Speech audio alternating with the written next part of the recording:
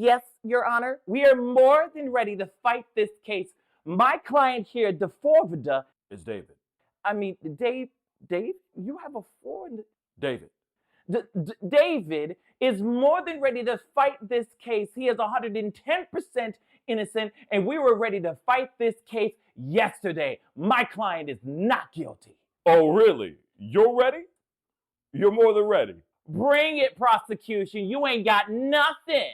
So, Your Honor, we have more than 40 terabytes of text messages. CSAM. Oh, and I forgot. We also wiretapped that ass.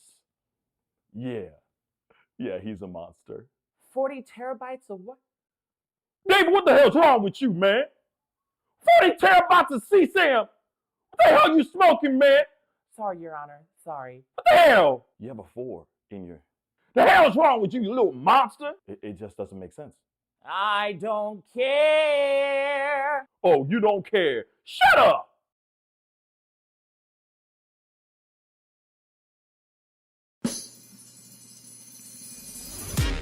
Pascal, you are now rocking with that dude Pascal.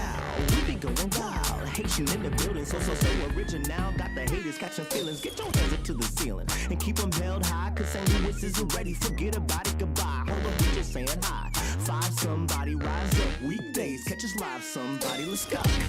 Good afternoon. Good evening and good morning, everybody. Welcome to the house. I can't even say words now. Hope you guys all doing well out there. Welcome to the Pascal Show. Hope you guys all doing well out there. Hope the show finds you in great spirits because another day above the dirt is always a mother-loving blessing. Let's not forget that, guys. Let us not forget that. Hopefully you guys enjoyed that little skit there. It is also, well, I'll tell you that, guys. I'll tell you that in a second. But hopefully it made you laugh. You had a great time and all that. Get ready, because there's going to be more like that. Stuff like that in the very, very near future. No, I'm not going to be, hold on. Don't get it twisted, okay? You're not going to be seeing me wearing wigs every single damn day like I'm mother-loving Medea up in this piece. Okay? That ain't going to happen. Okay, but there's gonna be more. You guys enjoy the comedy. You enjoy the commentary. So there's gonna be more of that coming. So before we get into everything, because there's a lot going on. There's some things that are going on. We're gonna be doing a bunch of, it's like a smattering of different things today. All right, and we're gonna try to cover as much as we can in a very, very short amount of time. So please do me a favor. Here's a small little solid I would like for you to do for me. Hit that like button down below, crush it, do what it do, hit that reaction button, please and thank you. If you are watching on these other platforms like Facebook, X/Twitter, Instagram, TikTok, Rumble, Twitch, Kick, make sure you hit that follow button because we on all them mugs. We on all of them mugs, okay? So follow. That would be amazing. Please and thank you, all right? Hit that subscribe button here on my YouTube channel, right here, the main channel. By the way, go to that second channel, okay? Go to that second channel, the Pascal Show Clips. Make sure you're subscribed over there as well, okay? We have a really good, let me explain something. We have really good moments on this show. We have a really good time on this show, right? I think we like each other. We're getting along. We've had multiple dates. We're getting along, right? So, there's some really great moments that happen on these shows. And there's a lot of breaking news that happens on this show as well that we break and cut out and put onto the second channel because sometimes you can't sit and watch a 3-hour damn show. Now, today's not going to be a 3-hour show, but you get what I'm saying. Sometimes you just don't have the time to comb through or listen to a whole 3-hour show. Sometimes you just need the meat and potatoes. So that's why the second channel exists, the Pascal Show Clips. We take the clips, those big moments out of the live, and we put them over there so you guys can see them in more of a bite-sized type of thing. You know what I'm saying? So please make sure you are subscribed to that second channel, the Pascal Show Clips, okay? Hit that notification bell on both platforms. on both my main platform, which is where we are right now, and the second channel, the Pascal Show Clips. Hit that notification bell, set it to all so you know whenever I go live, whenever I upload, because honestly, it's a lot of random. It's very random whenever I get in here. It's no scheduled time as of yet, maybe in the near future, but not right now, not for this month. I squeeze in the shows when I can, you feel me? So make sure that notification bell is set to all so you know whenever I go live, whenever I upload. Hit that join button down below. Become a member. Support the channel if you can. Okay? Go check out my Patreon, which is in the ticker down below. Or you can also support the channel and the show by going and checking out pascalmerch.com. pascalmerch.com. We got some really great stuff over there. So go check it out. pascalmerch.com. All right? Okay. All right, guys. So we got a few things that we got to talk about. A couple things that are going on out here in these streets. All right. Some things are already happening right now as we speak. And then, of course, there's some other things that are going on that just broke like right before I went live. Okay. But first things first, I want to say this. Hopefully you enjoyed the skit. Okay. Hopefully it made you laugh. I really do hope it made you. I really do hope it made you laugh, because we need more laughter more than ever nowadays. Okay, we got hantaviruses, we got murdaugh, we got people doing all kinds of crazy stuff out here in these streets. People always scamming everybody. Dudes getting caught with CSAM and all kinds of CP, etc., etc., etc. So sometimes you just need a little bit of a laugh, right? So all I'm asking for you to do is I put the link in the chat. It's in the bottom of, or it's in the bottom of the chat over here. Okay. I pinned it to the conversation, to the family chat. All I'm asking for you to do is to share it, share it with some friends that know the David case, because some people won't get it. You know what I'm saying? If they don't know the D4vd case, they're not going to get it. But there's other people, those true crime heads, if they're out there and they want a good, quick little chuckle, you think it's funny enough to make people laugh, by all means, share it. I also have it on my Facebook. It's also on, it's the first video I put up on TikTok. Surprise, surprise. So it's up on TikTok as well. We're back on there for now until they take us down again. So please share if you can. It's on Instagram, TikTok, Facebook, and here on YouTube as well. So if it made you laugh, please share it. I'd love to get it some hits. I'd love to get it out there. And if it does well, if it performs well, you'll be seeing a lot more skits, You'll be seeing more skits. There it is. As simple as it is, okay? Now, and I appreciate you guys liking it, okay? I appreciate all the comments. Seriously. It really means the world to me. You guys are having a laugh, and that's great, right? Maybe I could be like the Drewski of like true crime skits. You know what I'm saying? And maybe not. But hey, there can only be one Drewski, and he already exists. You know what I'm saying? But we're going to try to have some fun, okay? Because there's a lot of ridiculousness going on out here in these streets, okay? I don't think I'm going to be rocking a wig while watching the trial, while covering the trial. But, there's going to be some content with the D4vd stuff. I mean, listen, let me just say this, okay? It's all about if it performs well. If the skit performs well, if it gets some serious traction, then you'll see more skits. It's as simple as that. You know what I'm saying? You'll see more skits of all kinds. It's not just, me doing David skits. You know what I'm saying? But anyway, more to come, because I think it will perform well. Everybody needs a good laugh, Russell's daughter just said, I just found you on Thread. Thank you. Thank you for finding me on Threads and coming on over here and being on the show. Welcome to the show. Okay. For sure. All right. So hopefully you enjoyed the skit. All I'm asking is a very simple ask. Share it, just text it to your friends, that kind of thing. Just have some fun. You know what I mean? Just something to make people chuckle just for 2 seconds. Okay. Now here's the thing. And of course, more to come for sure. All right. More content like that to come. It's something I've been wanting to do for a very, very long time on this channel. I haven't done it in years, really, in a really, really long time. So we are going to be getting into more of that kind of content here in the near future. All right. Now, here's the thing. There's a couple different things that are going on. Before we go into the Kouri Richins sentencing, which is they're already doing victims' statements and all that, which is absolutely insane. So we're going to get into that very, very shortly. Something else is going on in the true crime realm that I think is very, very strange. That I think is very, very strange. Hold on. You remember Alex Murdaugh? Remember that piece of trash? Well, Alex Murdaugh,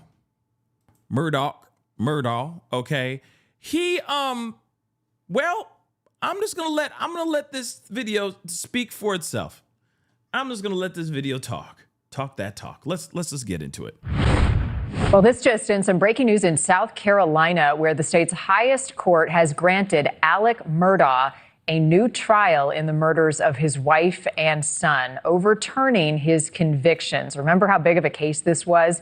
His defense team argues his constitutional right to a fair trial was violated, that he was wrongfully convicted, all due to improper influence of the county clerk, Becky Hill, who wrote a book about the trial, and they say her influence over the jury. In June 2021, Murdaugh's wife and son, Paul and Maggie, were found shot to death on their family property. Murdaugh received 2 life sentences for their murders. He separately pleaded guilty to dozens of financial crimes and right now is serving state and federal sentences of 27 and 40 years, but now granted a new trial in the high-profile murders of his wife and son. Okay, let me just say this first and foremost, okay? This is absolute bullshnish, okay? Let me just say that. I think he was convicted. He was found guilty, and rightfully so. He did this terrible, terrible, horrible, no good, very bad thing to his kids, to his kid and his wife. And now he about to do the whole thing all over again. They're about to do the whole trial all over again, guys. Here, let me just say this. Let me just say this really quick. This is a perfect example of financial privilege. Yeah, I said it. This is a perfect example of financial privilege. Oh, and also just connections. Let's keep it a bean, y'all. This man was found guilty.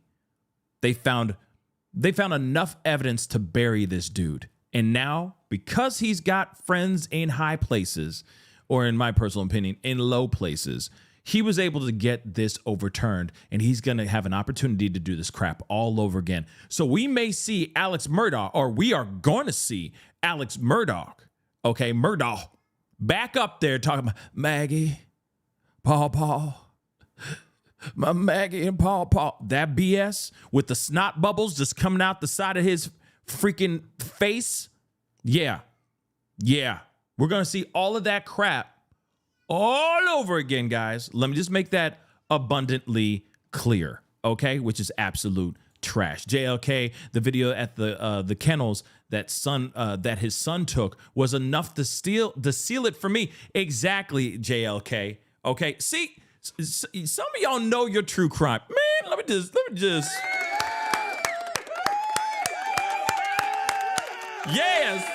Yes, some of y'all know your true crime. I'm proud of you, JLK. I know I hate you, though, at the same time.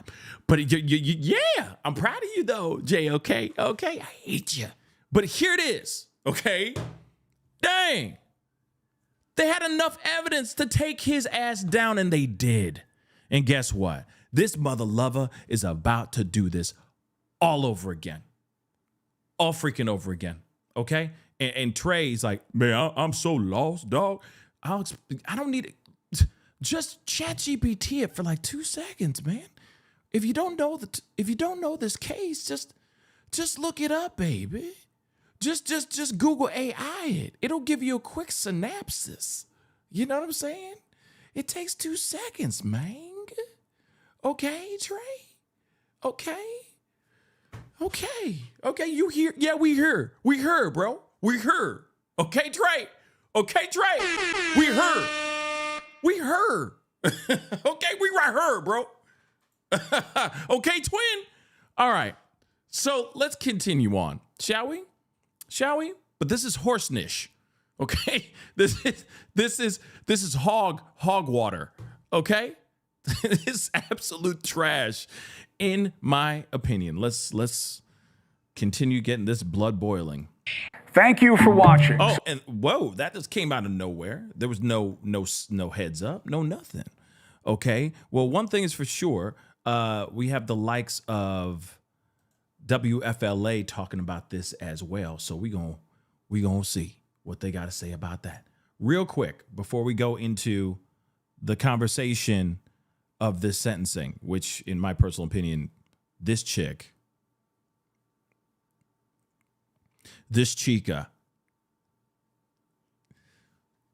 she is something else. All right. This woman's something else. Actually, hold on. We're not going to WFLA just yet. Let's go over. I know. Oh no, Fox News, but we're going there. We have a Fox News alert. Oh, come on, bro. Come on. We have a Fox News alert now. Breaking news this morning in the Alex Murdaugh murder case. South Carolina's Supreme Court has just thrown. I don't know why it's so choppy. Hold on. Hold on, guys. I'm going to try something. I'm going to have to try this again. Maggie, Paw, piece of trash. Piece of trash.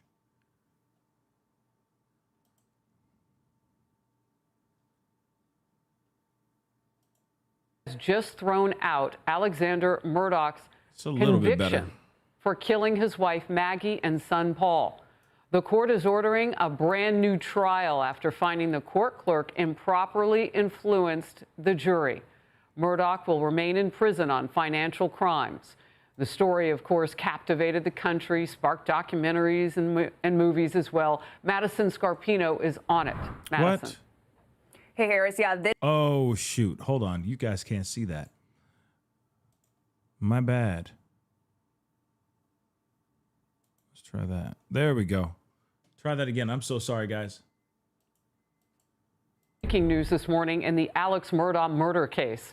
South Carolina's Supreme Court has just thrown out Alexander Murdaugh's conviction for killing his wife Maggie and son Paul.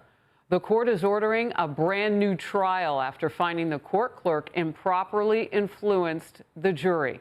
Murdaugh will remain in prison on financial crimes. The story, of course, captivated the country, sparked documentaries and movies as well. Madison Scarpino is on it. Madison. Hey, Harris, yeah, this is huge. The infamous former South Carolina attorney has always said that he did not kill his wife, he did not kill his son. Yeah, I don't know what's going on. It's very choppy right now. Just giving you guys a heads up. But we're going to finish this, and I'm going to try to figure something out here. And now, as you mentioned, he's going to be getting a brand new trial for those two murders that most of the country has at least heard about. Now, the South Carolina Supreme Court unanimously overturning the murder convictions and Murdaugh's double life sentences today. And the justices say it's because of a local court clerk who, quote, placed her fingers on the scales of justice and denied Murdaugh's right to a fair trial by tainting the jury. That former clerk is Becky Hill, and the justices say she, quote, egregiously attacked Murdaugh's credibility by insinuating to jurors his testimony could not be trusted. The justices also say that she pressured the jury to reach a quick guilty verdict. And in affidavits, several jurors say they experienced this. Hill did plead guilty to perjury, obstruction of justice, and misconduct back in December. She's serving 3 years of probation. And on top of the court clerk aspect of all this, the justices also say bringing evidence of Murdaugh's financial crimes into the murder trial should not have been allowed. Now, just because Murdaugh's murder convictions are now overturned, as you mentioned, this does not mean he's getting out of prison. He is still serving a 40-year federal sentence for those separate financial crime convictions. But regardless, this case really captivated the world. There are tons of TV shows, best-selling books, true crime podcasts, all focused on Alex Murdaugh. And now his legal drama continues. Harris. Madison, thank you very much. We have just a little bit more. Based on what Madison was saying, those jurors were talking, and Martha McCallum interviewed a juror back in 2024 for a Fox Nation special. Here's what she said about the court clerk, Becky Hill. Yeah, damn Becky. Okay? Becky, Paw, Maggie. Like, Becky should be locked up. That's just what I truly think. She should have already been locked up, okay? Trash, if you ask me. And of course, she was also trying to pen a book, right? Wasn't she trying to pen a book as well? Yeah. All like the insider like stuff. Let's continue. Let's just continue. Specifically, what do you remember her saying, Myra? I remember her walking through the door, and we were all kind of lined up getting ready to go in, and she had an enthusiasm about her. She came in and she said, "Today is going to be epic." Now it's yeah, it's coming back. Yeah, she came in and she was, like I said, it's going to be epic, and she was lit up, and we're all just kind of like, what's going on? And she said, the defense has decided that they're going to put Alex on the stand, and she said, now I don't want you to be fooled by what they say.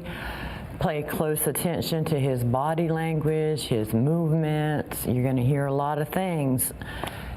And then she went on to say how we were all going to be famous, and this is, just the trial of the century. And oh, my dear Lord. I think a lot of, I can't say what other jurors heard. I was just kind of like, did she really just say that? Well, you know what? Alex Murdaugh's about to get a brand new trial. We'll have more on the story throughout the day.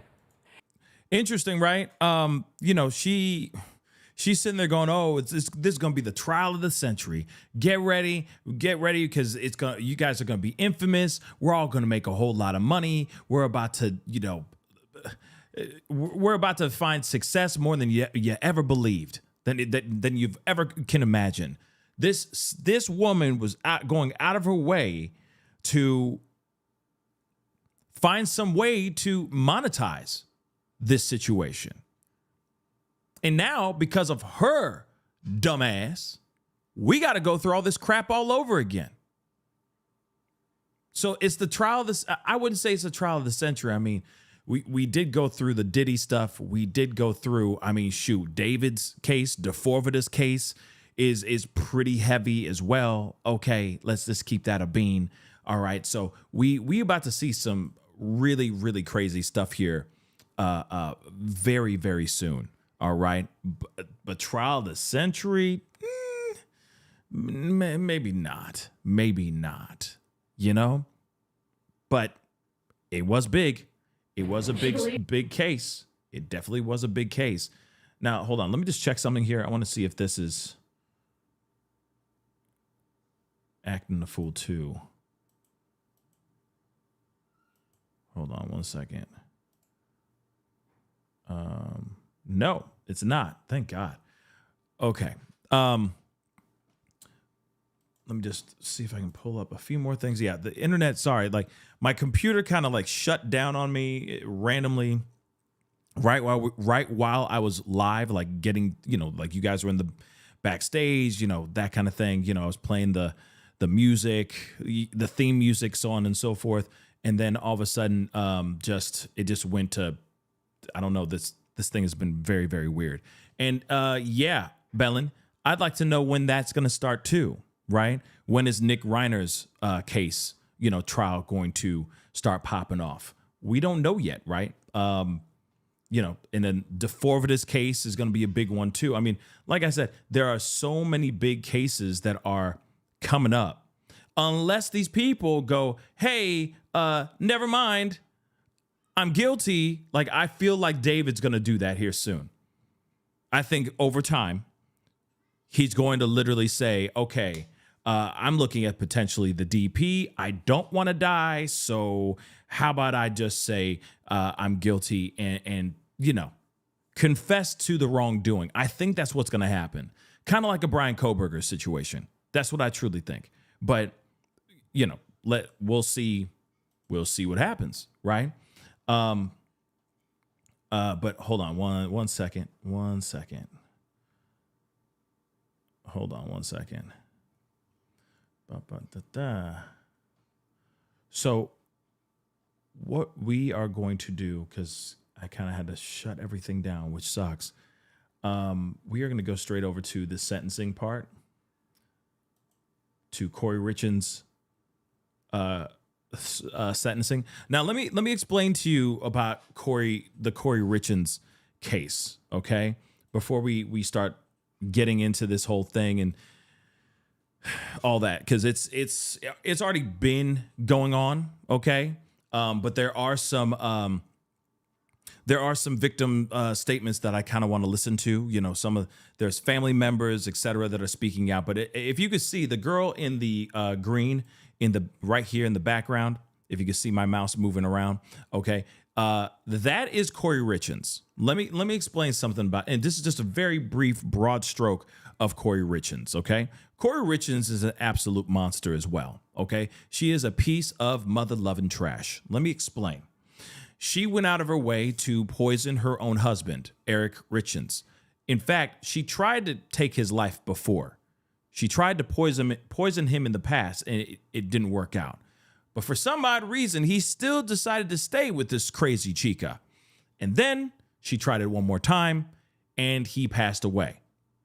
She plied his Moscow mule with fentanyl, okay? And he drank it, and he passed. Now, after all this, they try to make it seem like he had some sort of substance issue, etc.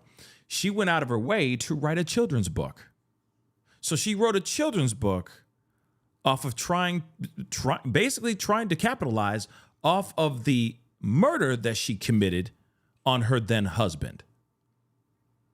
And this whole book was basically about like how to grieve, how to deal with grieving, so on and so forth, right? She wrote a book about that, all right? And of course, later on, they found out that there was connections to her buying substances to give to her husband. The fact that this wasn't the first time that she tried to poison her husband, that's also a dead giveaway, okay? That's also a smoking gun, all right? And yes, and also no perspective, yes, she also had a lever as well. So yes, she wrote a children's book about grieving on the loss of these kids. He was a father. Emry Richins was a father. She wrote a book for the kids on how to go through the grieving process and how, what happens to somebody, you know what I mean? Like that kind of thing, talking about death and grieving and all the stuff that you do when you're talking to a child about that, right? So with all that being said, yeah, that's basically the end of the story. Okay. So she was found guilty and today she's getting sentenced. So right now, we're hearing all the victim statements. And of course, they're trying to make sure that she stays behind bars for the rest of her natural life. And I hope she does too. Okay. She's an absolute monster. And here's the thing. If you watch her in the background, when she listens to some of these victim statements, I think is she high? I really think she's high. Real talk. I think she's high. I think she's under the mother-loving influence. Yeah, influence. Not influence, influence. She's so high that she's under the influence. Okay? Yeah. So, let's take a look at this. Trash, this woman. In the green, I'm talking about, okay? Yeah, and that book should be burned, right?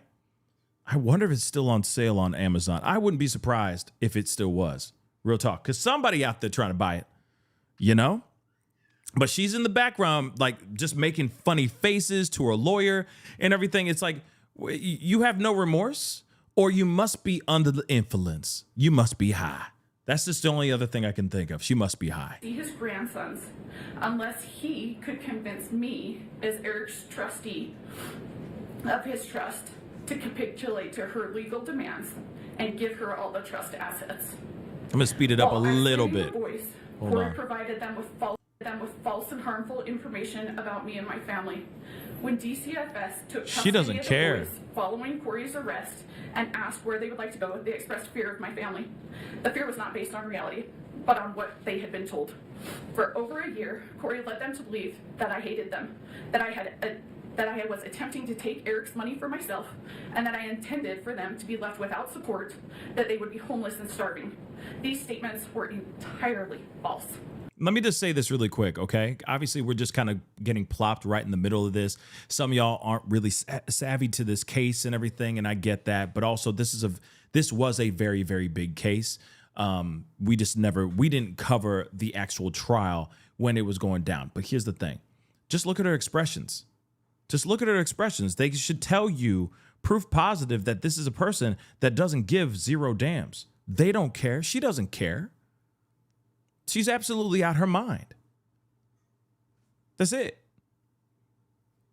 And let me just say this. Whether you believe that she's innocent or not, how she is presenting herself in this moment is appalling.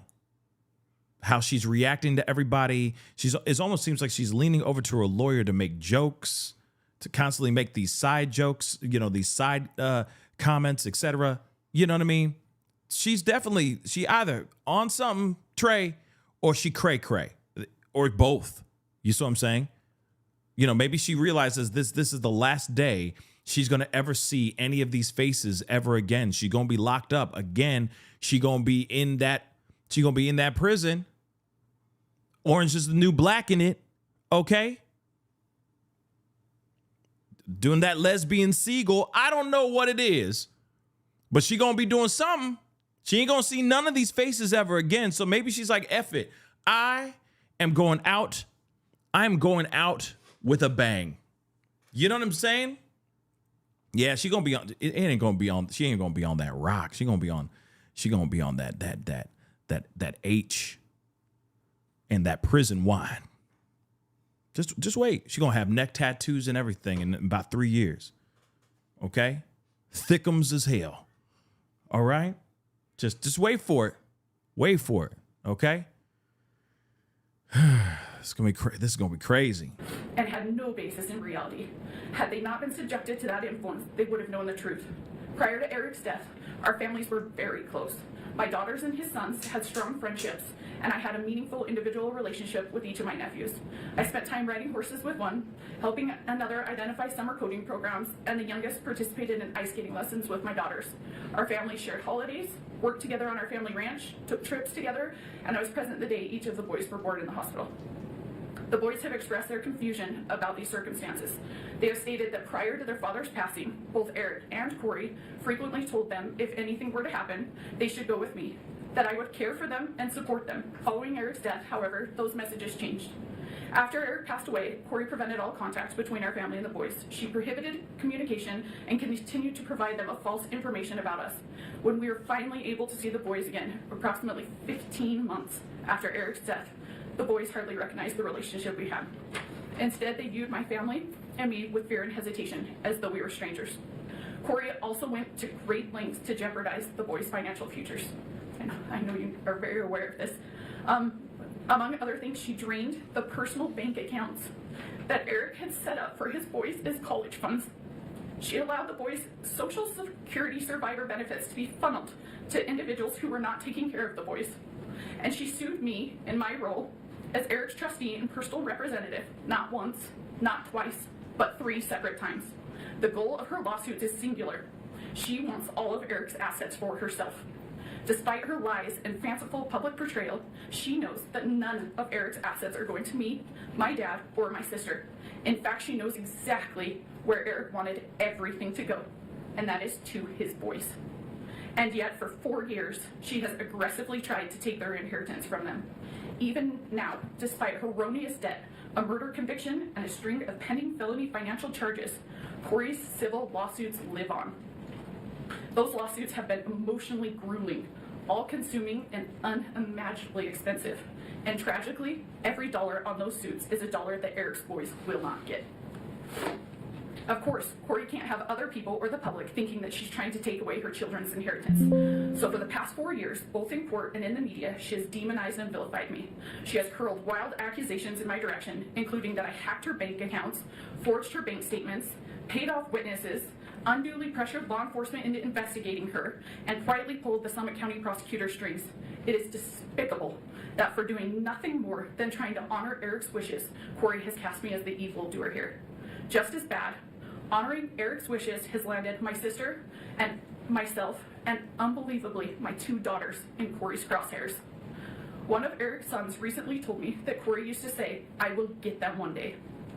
Apparently, she was talking about me, my sister, and my daughters. Her infamous walk the dog letter, the part the jury did not hear, confirms her desire to harm me. In it, she talks at length about her plans to get at Amy and me, including by targeting my daughters, both of whom are under the age of 10. It takes a sick mind to target children. The mere thought that someone who has so little regard for human life or decency might one day walk free is horrifying. I worry about the safety of Eric's boys, my daughters, my sister, and myself. There is nothing Kouri will not do, and no one she will not hurt, to achieve her own selfish ends. I am not the only one that is afraid. There are 3 little boys who, instead of fearing those who love and adore them, as Kouri would prefer, worry constantly that Kouri might show up one day and take them away. Eric's sons deserve so much better. They are not bargaining chips. They are not cash cows.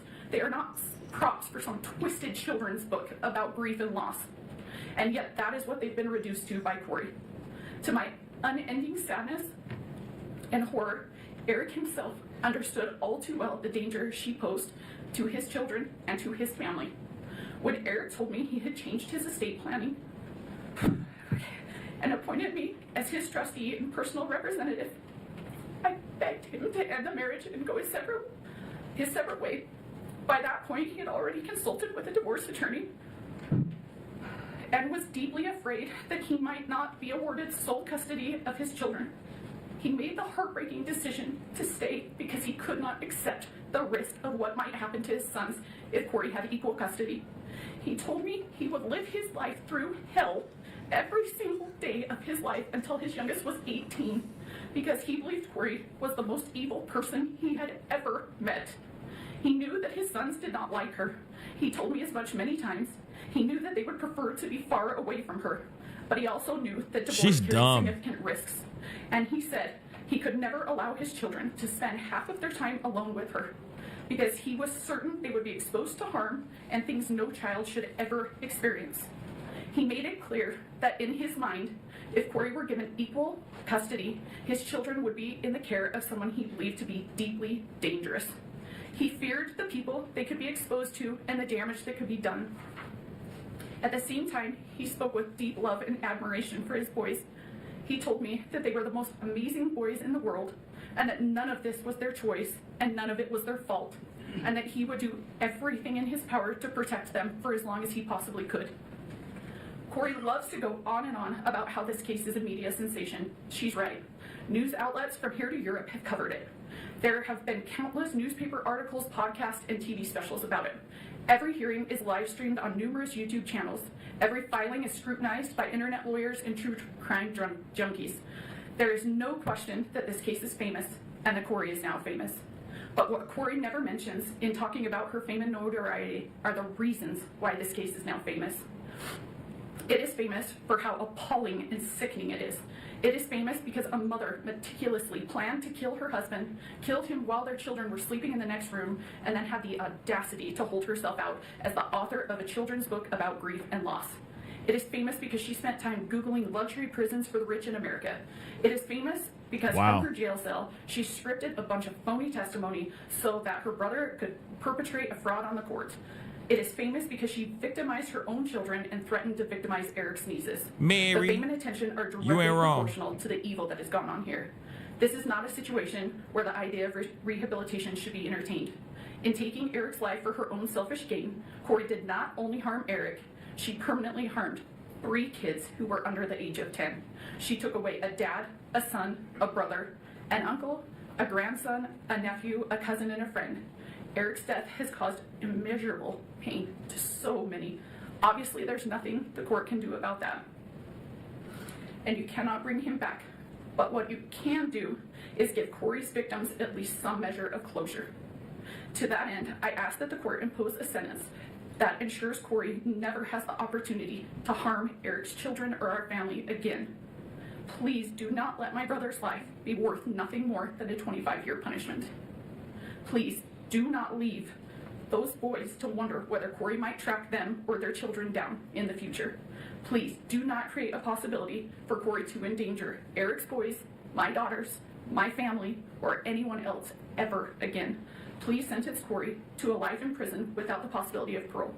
Thank you. She was like, please, please, please get her out. Okay? Please, please, please get her out. Please, please, please keep her in. Sorry. Do not let her out. That's what I meant. All right? Do not let her out. The girl, this Kouri Richins girl is so dumb. Okay? She's dumb. That's why when I said she's dumb, I didn't want y'all thinking that I'm talking about the victim statement. No, I'm talking about Kouri Richins. Okay?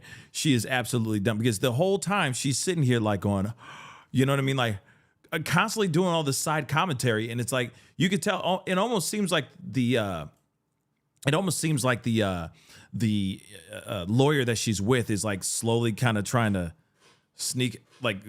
slowly try to inch away from her because she just keeps leaning over to her being like, oh my God. And it's like, you know what I mean? If I were her lawyer, I'd be like, girl, this is your funeral, not mine. Go ahead. You can keep talking, but you don't need to talk to me. Don't quit talking to me. Quit looking over here. Talk to your other personalities that are in your head, you crazy woman. You know what I'm saying? Like, you had a whole trial. You had an opportunity for the entire trial to defend and put up your defense. If you didn't do it then, this is not the time for you to say anything now. But here's the thing. She still gets an opportunity. She may have an opportunity to have a statement before she gets sentenced, just so you know. So, hold on to your butts because she might be out here talking out of that ass. Okay? So we'll see what happens here. But let's get into this next one. And like I said, I'm probably gonna, jump ahead to a couple people, so on and so forth. Because of course there is, hold on, let me see some here. And then of course there's this, it looks like there's more victim statements. They took a break, and then it's like, it seems like everybody came out. Okay, the whole town came out to speak to the judge to basically say, please keep her locked up. Do not let her walk.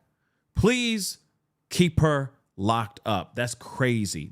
They took a break. Do you understand how serious? If I'm correct, hold on. This is where are we at? What number is this? Okay. Let me just so I understand. Is this has got to be the lawyer? Must be. Who also worked with her at her real estate business. I know you've probably heard some testimony about that. She has a newborn baby, so she can't be here. More victim statements. Diggity damn. Oh my damn. Oh my damn. Oh my damn. People want her gone. Okay? That's a lawyer, but that's a lawyer, I think, speaking on behalf of another person that's doing a victim statement. Okay? So this is Nuck and Futz. All right. So let's take a listen to this one. Like I said, we're not going to listen to all of them because I want to get up, you know what I mean? I want to get up to date, but there are some statements here that did have some serious impact. I know it's the victim impact statement, but you get what I'm saying. Let's continue. For his choices, he never had the opportunity to say goodbye to his children, to reassure them, to share the final moments every family deserves. That loss cannot be measured. His children will spend the rest of their lives carrying the pain of a father taken from them far too soon. What makes this tragedy even more painful is the calculated nature of the crime. This was not a momentary mistake, a lapse in judgment, or a crime of passion. It involved planning, preparation, testing, and deliberate action. Eric's death was carried out in a way that caused fear, suffering, and helplessness. Kouri either watched or sat by as Eric succumbed to fentanyl poisoning instead of providing any kind of aid to him. She was fantasizing about a dream life funded by Eric's death. Eric was killed in his home by a traitor sleeping next to him in one of the most cowardly acts imaginable. We are profoundly grateful to every investigator, prosecutor, detective, law enforcement officer, juror, judge, forensic expert, and public servant who worked tirelessly and honestly to uncover the truth. Their dedication ensured that Eric's voice was not lost and that justice could still prevail. We are equally grateful for the incredible community surrounding us. This community has shown unwavering support and has been there for Eric's boys without judgment and through some of the most difficult times imaginable. The boys are succeeding and thriving because of the people around them who continue to provide support and look out for their safety. Going through every aspect of this murder easily led to a dark place while fighting against an individual focused on only chaos and vengeance. However, the people surrounding us, including the sheriff's officers, principals, teachers, school staff, coaches, counselors, neighbors, and church members, created an unbreakable force for what is good, just, and right. No sentence can bring Eric back. No outcome will erase the suffering caused by these actions. But accountability matters, truth matters, and justice matters. Kouri continues to shirk responsibility for her actions, for the pain she has caused, and for the resources she has squandered, both Eric's and the state's. Even after everything that has been revealed, Kouri has demonstrated zero genuine accountability or remorse for the devastation she has left behind. Instead, she has repeatedly attempted to distort the truth, create false narratives, and portray herself as the victim. She has used the legal system as part of her schemes. There has been lawsuit after lawsuit, motion after motion, delay after delay, all in an effort to shift blame away from the person responsible. The evidence, the truth, and the outcome of this case all tell a very different story. What is especially concerning is the continued hostility from Kouri and her family, as well as their desire for vengeance directed towards our family, a family already devastated by an unimaginable loss. Statements they have made about going to war and getting the Richins demonstrate an ongoing mindset rooted in blame, anger, and retaliation, rather than remorse or acceptance of responsibility. Kouri will continue to try to convince the public that she was a good mother through media outlets that choose not to research or report on the countless motions and facts presented in this case or other cases, but instead simply regurgitate the false narratives of a sick and evil person. Kouri and her family continue to plan media campaigns focused on lies, targeting anyone foolish enough to spend time listening to them. Kouri is not before this court because she was mistreated, because she is a victim, or because the Richins family manufactured a false narrative that she and the Darden family would like to portray. She is before this court because of the choices she has made, choices that resulted in Eric's death and permanent trauma to anyone who has loved him. Kouri chose pride, seeking to project an image of success. Kouri chose adultery and lust, prioritizing her secret lover over her husband and her children. Kouri chose fraud and greed, hoping to profit from Eric's death. Kouri chose murder, and she continues to choose vengeance against the victims of her actions. The time for Kouri to make choices is at an end. Now it is time for her victims to choose. Please let Eric's children have a chance to choose lifelong peace, comfort, security, success, and happiness. I ask this court to impose a sentence of life without parole, a sentence that truly reflects the gravity of this crime, the irreversible harm caused to our family, and the calculated choices that led to Eric's death. Thank you, sir. Now, 3 years later, we are here at sentencing on a date that carries a weight I can barely describe. Today is Eric's 44th birthday. Birthdays are supposed to be proof of life, a day to celebrate another year of growth. Instead, today is a cruel reminder of another year Eric will never see, and a reminder of the fatherhood that was stolen from his 3 sons. Before I talk about what this crime has done, I need you to know who Eric was, not as a headline, but as a person. Over the course of this trial, so many people described Eric in strikingly similar ways. They called him outgoing, confident, funny, competitive, dependable, driven, and fiercely loyal. He was a leader, a hard worker, a rancher, a businessman, a coach, a best friend, a brother, a son. But more than anything, people described him as a phenomenal father. Eric had 3 sons, and he coached many of their sports teams. He was the kind of dad who showed up, not just for his own children, but for everyone around them. Sometimes I think about all the children who lost him too, the kids he coached, mentored, and believed in. I cannot imagine the confusion and heartbreak they felt when someone who had become such a steady and trusted part of their lives was suddenly gone. Eric was a real person, a deeply loved person, and the loss of him echoes through every life he touched. Yeah, Trey, she had a lover. On my 16th birthday, I was sitting in my 10th grade English class when I got a text from Eric that said, "Come outside." I walked out, and there was Eric, standing with flowers and that mischievous grin we all knew. I asked what he was doing there, and he just said, "Let's go. We've got to get a little mud on your tires." I had just bought my first truck, a used Ford F-150. Eric took me up into the mountains, and we took that truck off-roading for the first time. It was exhilarating and terrifying, but I felt safe because he was there. That was Eric. He made life bigger. He made people feel brave, and he protected the people he loved. That is the brother I lost, and that is the father his boys lost. In 2023, I told this court that I was tormented by the sequence of events of that night. Today, that torment has not faded. I still wonder when Eric realized he was in mortal danger. I wonder what Kouri said to him in his last moments. I'm still haunted by the question, did his boys hear their father's final struggle?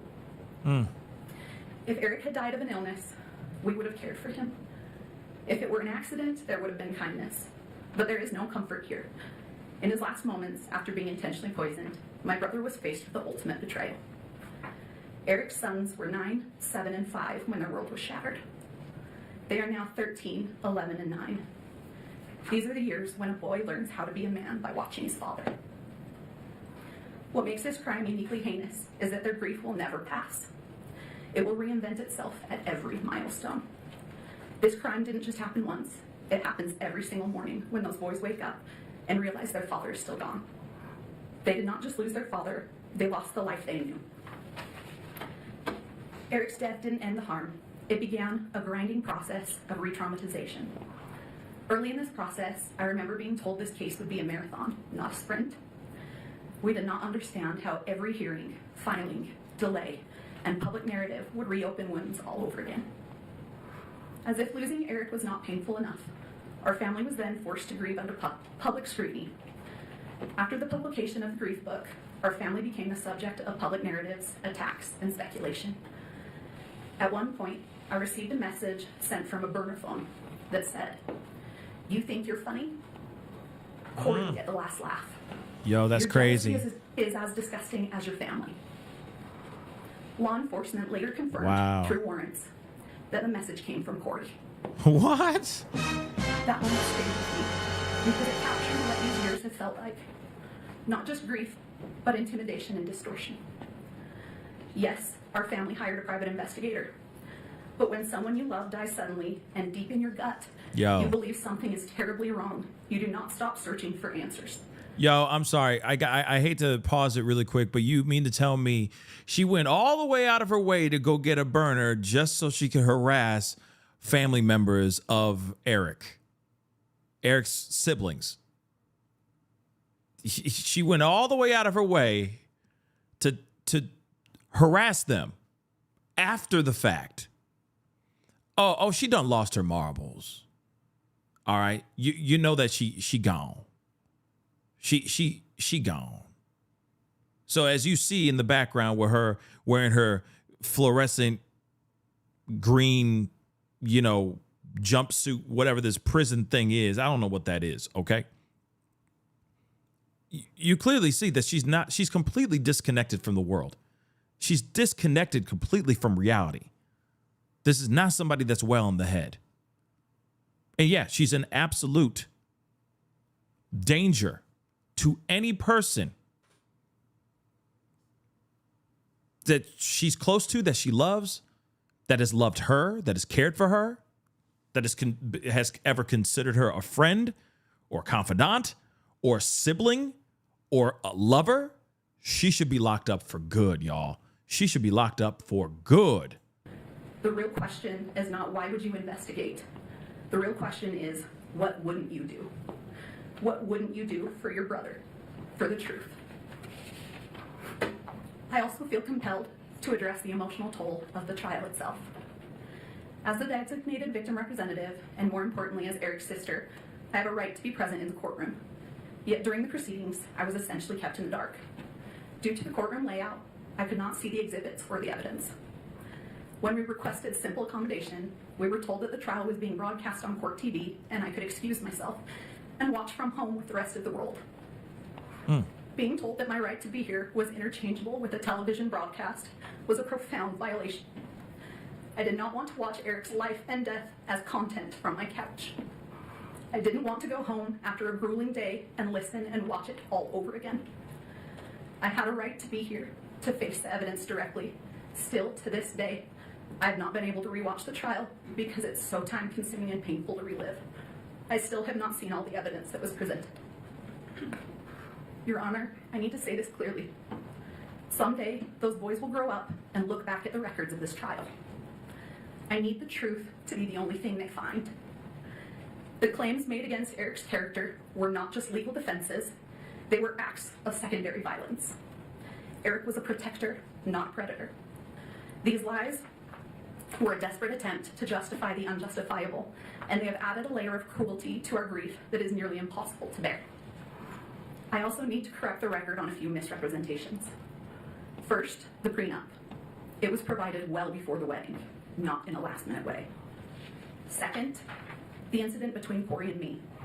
I never touched her. Kouri pled guilty to assaulting me. Yet she and her circle have continued to spread false narratives. This is a pattern of distortion that has kept our family trapped in conflict. There is something that has haunted me for years. And I found out Katie was the exact same today. I begged Eric to leave too. I begged him to divorce her, but Eric was trying to protect his boys. People often struggle to recognize intimate partner violence when the victim is a man. But Eric's actions spoke for themselves. He documented conversations. He tried to protect himself. He knew after Valentine's Day that she had tried to poison him, but he also believed that if he left, he could not fully protect his children. So he stayed because he was trying to keep them safe. This trauma has seeped into every corner of my life. And also, it has also deeply affected my own family and marriage. My husband, William, watched me be consumed by the pursuit of justice. For 4 years, we have lived in a constant state of stress, grief, and emotional exhaustion. I lost my job as a professor at Montana Tech University on the very day I was subpoenaed to appear in this court.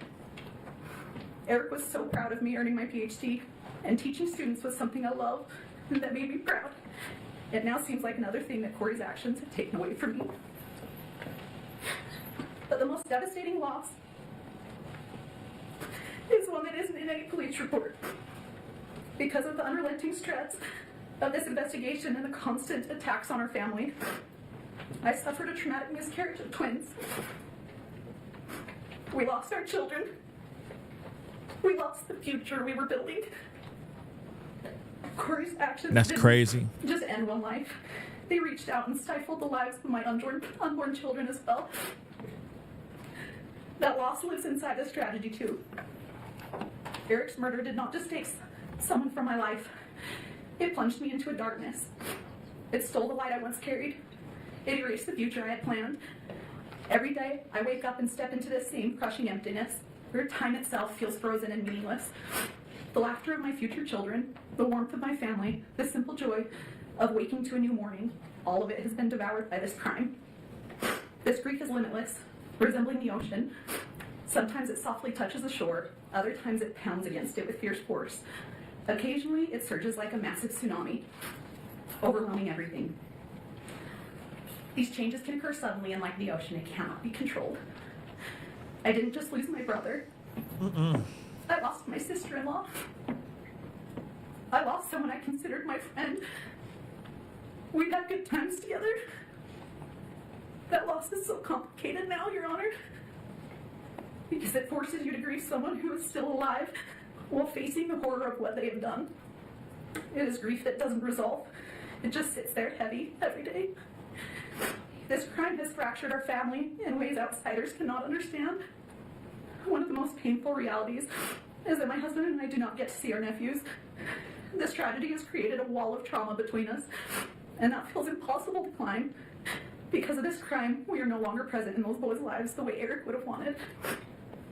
In 2023, I told this court I never knew evil like this existed. Everything I have witnessed since has confirmed that. Kouri did not just kill Eric, she attempted to kill the spirit of everyone who loved him. She lied to his children, she lied to the world, and has shown no remorse while dancing on his grave for profit. Your Honor, a parole-eligible sentence is not a conclusion. It is a reoccurring nightmare. It guarantees that every few years, Eric's sons will be notified that their father's murderer is seeking freedom. It forces them to relive the trauma repeatedly for decades. Eric died trying to be his children's shield. He can no longer protect them, so now the responsibility falls to this court. I ask you to provide these boys with the finality and safety they deserve. I ask you to ensure that the noise of Kouri Richins never enters their lives again. For the years of suffering we've endured, for the children who will grow up without their father, and for the life she stole from Eric and the peace she stole from us, I respectfully ask that you sentence Kouri Richins to life without the possibility of parole. Happy birthday, Rico. Thank you. Oh, I forgot to tell you that. I also forgot to tell you that. Hold on, I'm just going to push this up. Here's the other thing I forgot to tell you. Today is Eric Richins' birthday as well. So she's getting sentenced on his actual birthday. I forgot to tell you that. So the man, the husband that she poisoned and took the life of, his birthday is today. So she's getting sentenced on the day of his birthday. It is pretty wild. Isn't it interesting, like the coincidence of everything? Like, you know, the anniversary of, you know, her of Celeste Rivas's death, right? Was the same day that he was actually getting his first court hearing. D4vd was getting his first court hearing. You see what I'm saying? So again, like, yeah, this is crazy. Yeah, Shroomy Steve, yeah. You know what I mean? The cellmate's like, Kouri, your toilet wine tastes just like bleach. What did you put in here? And she's like, girl, I put in bleach. Okay? I want a single bedroom. I want a single cell. I don't want you around. So keep on drinking. Drink, all the way down to the bottom. Go ahead. There's plenty more toilet wine where that came from, girl. It's so tangy. What did you put in here? So tangy. Bleach, chick. Okay, keep on drinking. Yeah, I'm kidding, but I'm serious. Drink it, girl. Yeah, so on his birthday. Yeah. Crazy. On their behalf, after a Hold on. 3 children, Jessica Black, I'm a licensed clinical mental health therapist and a registered therapist.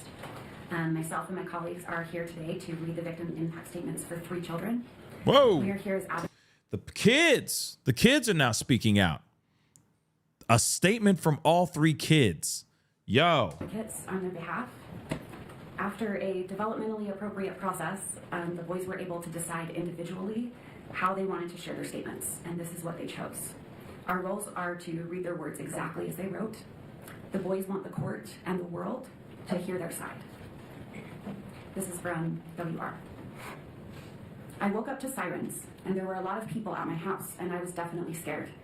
I felt confused. I was in a bedroom with my brothers, and I didn't know what was happening. At first, I was really scared because I didn't know what was happening, and I had no control, and I felt helpless. I felt really overwhelmed. After my dad died, Kouri would put us in the basement while she was with the neighbor. I felt scared because I thought something really bad was happening again. She would take me to places that smelled really bad. Everything she did made me feel uncomfortable. When someone talks about Kouri, it makes me feel hateful and ashamed. She took away my dad. It's made me have a hard time trusting people. I was scared that Kouri's family would come to my school and take me. I had to go to counseling with DCFS in Heber, and I did not like it. DCFS made me talk to Kouri, and I couldn't do things that I wanted to do. I felt not important to anyone. I feel a lot better about myself now than I did with Kouri. I can't ever see my dad again. I want her to go to prison forever. If she got out, I would be so scared, really mad, and I wouldn't want to go with her anywhere. I'm worried that she would take me away from Katie and Clint. Once she is gone, I will feel happy, and I will feel safer and relaxed, and trust people more. Thank you. Bye. Kouri gone. She gonna get gone. Trust me. She going locked up. She gonna be locked up for life. I am Christina Green. I'm a licensed clinical social worker, not registered plea therapist, and I will be reading for AR. You took away my dad for no reason other than greed, and you only cared about yourself and your stupid boyfriends. You were not caring and watching over me and my brothers. I had to be a parent to W. C and I would walk him to the bus stop, feed him, and watch him. You were not concerned about our health. When we got hurt, you didn't even care. When C got run over by a side-by-side, you still made him go to the soccer game that day without taking him to the doctors first. You would lock C in his room, and I would have to go to the kitchen and bring him food. You shamed us when we didn't want to eat uncooked lasagna you made. And she's a bad cook. We couldn't eat it. Then you made us watch videos of children starving in war areas. You wanted to scare us into eating something that wasn't cooked. You wouldn't let our dog outside, and then the dog would pee inside. You created this problem, then you would smack my dog on the head as hard as you could. You wouldn't let me put my kitten in the garage for safety at night, and we found it eaten by raccoons the next day. You wouldn't let us turn on and use the heater lamp for the chickens and bunnies, and they froze to death.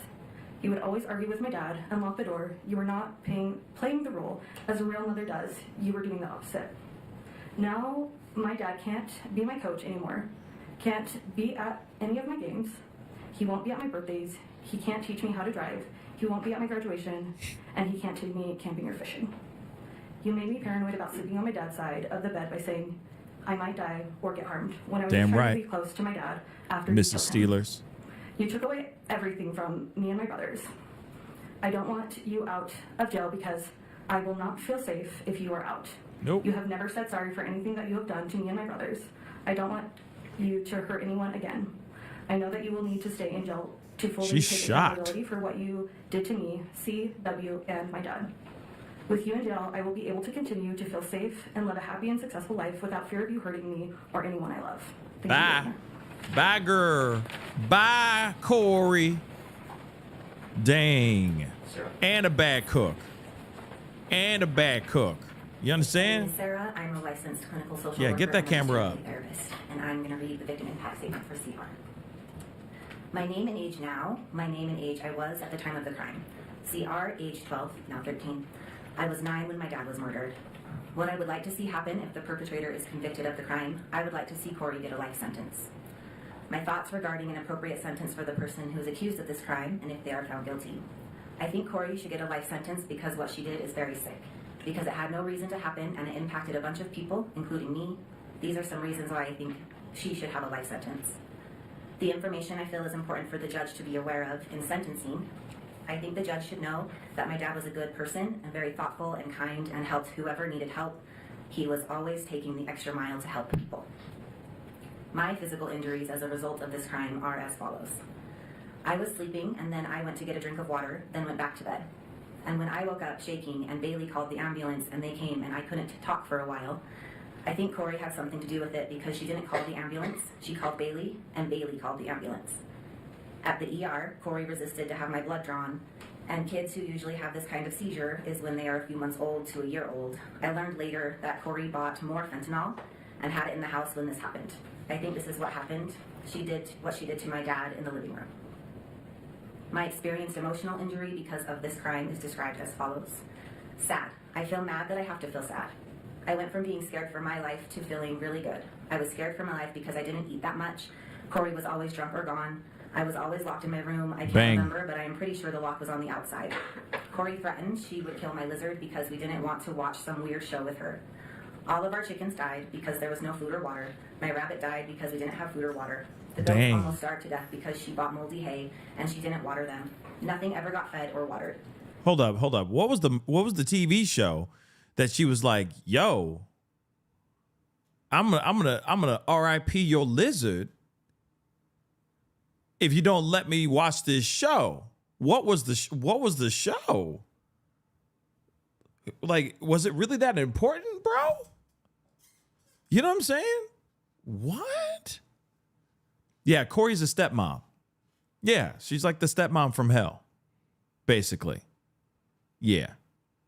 Isn't there a movie like that? Like Stepmom? I think there's a Stepdad movie, right? Like a horror thriller type thing. Hand the Rocks to Cradle type movie. You know what I'm saying? But yeah, she's like the stepmom from hell.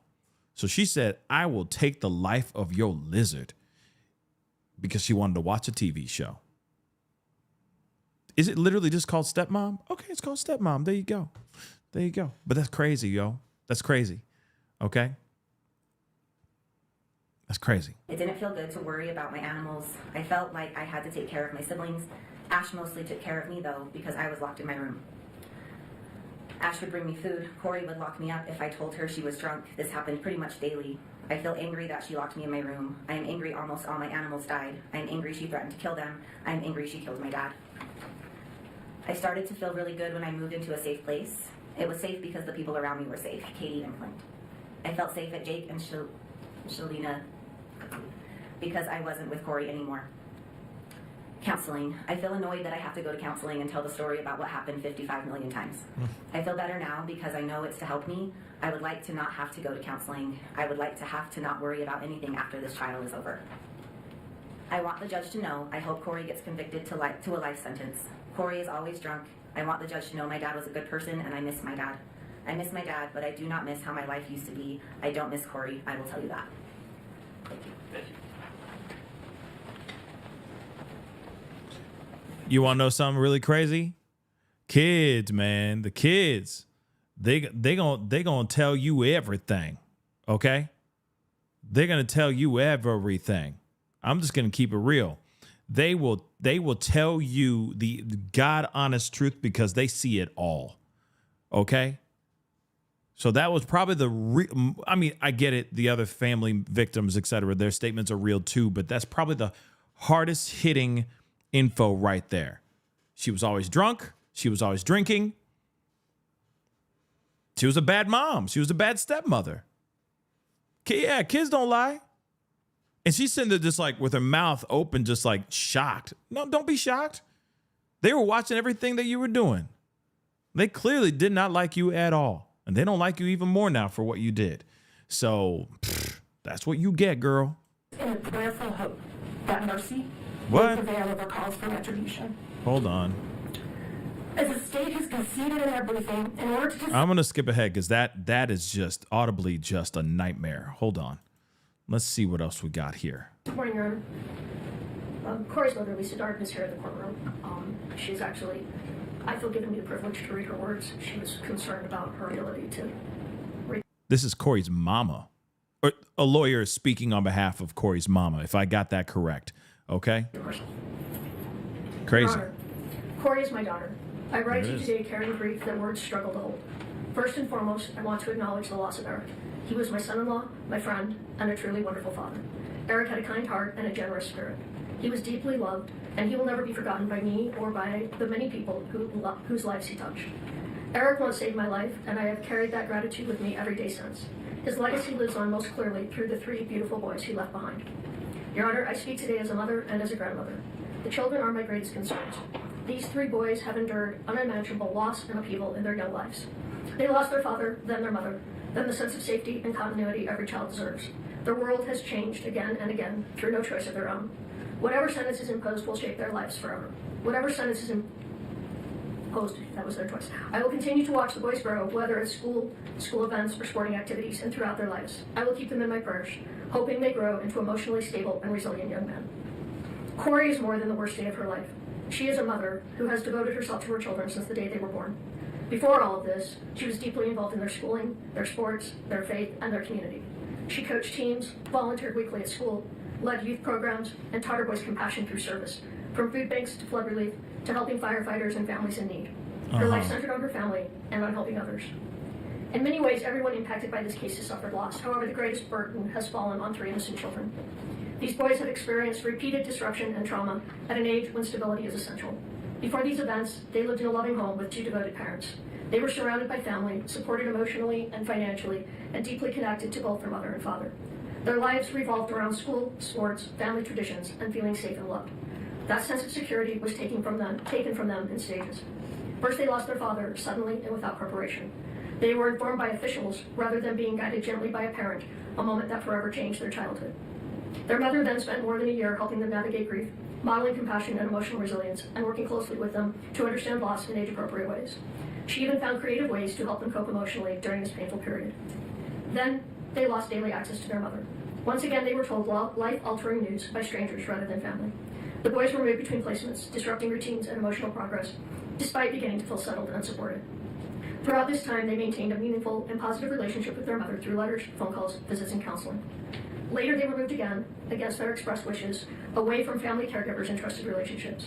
Each transition compounded their confusion, anxiety, and grief. Children need continuity to heal, yet these boys have experienced repeated separations from the people they rely on most. As a grandmother who helped raise these children, I have also lost daily contact with them. They were a central part of my life, just as I was part of theirs. The separation from their maternal family has been devastating, not only to me, but to the boys themselves, who deserve access to all safe and loving family connections. Your Honor, these children have already endured more than most adults will in a lifetime. Being placed in the middle of adult proceedings and repeatedly confronted with painful realities risks further emotional harm. They love their mother. They need reassurance, not fear, healing, not more loss. I ask the court to carefully consider the cumulative impact on these children and the importance of preserving their emotional well-being and future stability when determining your appropriate sentence.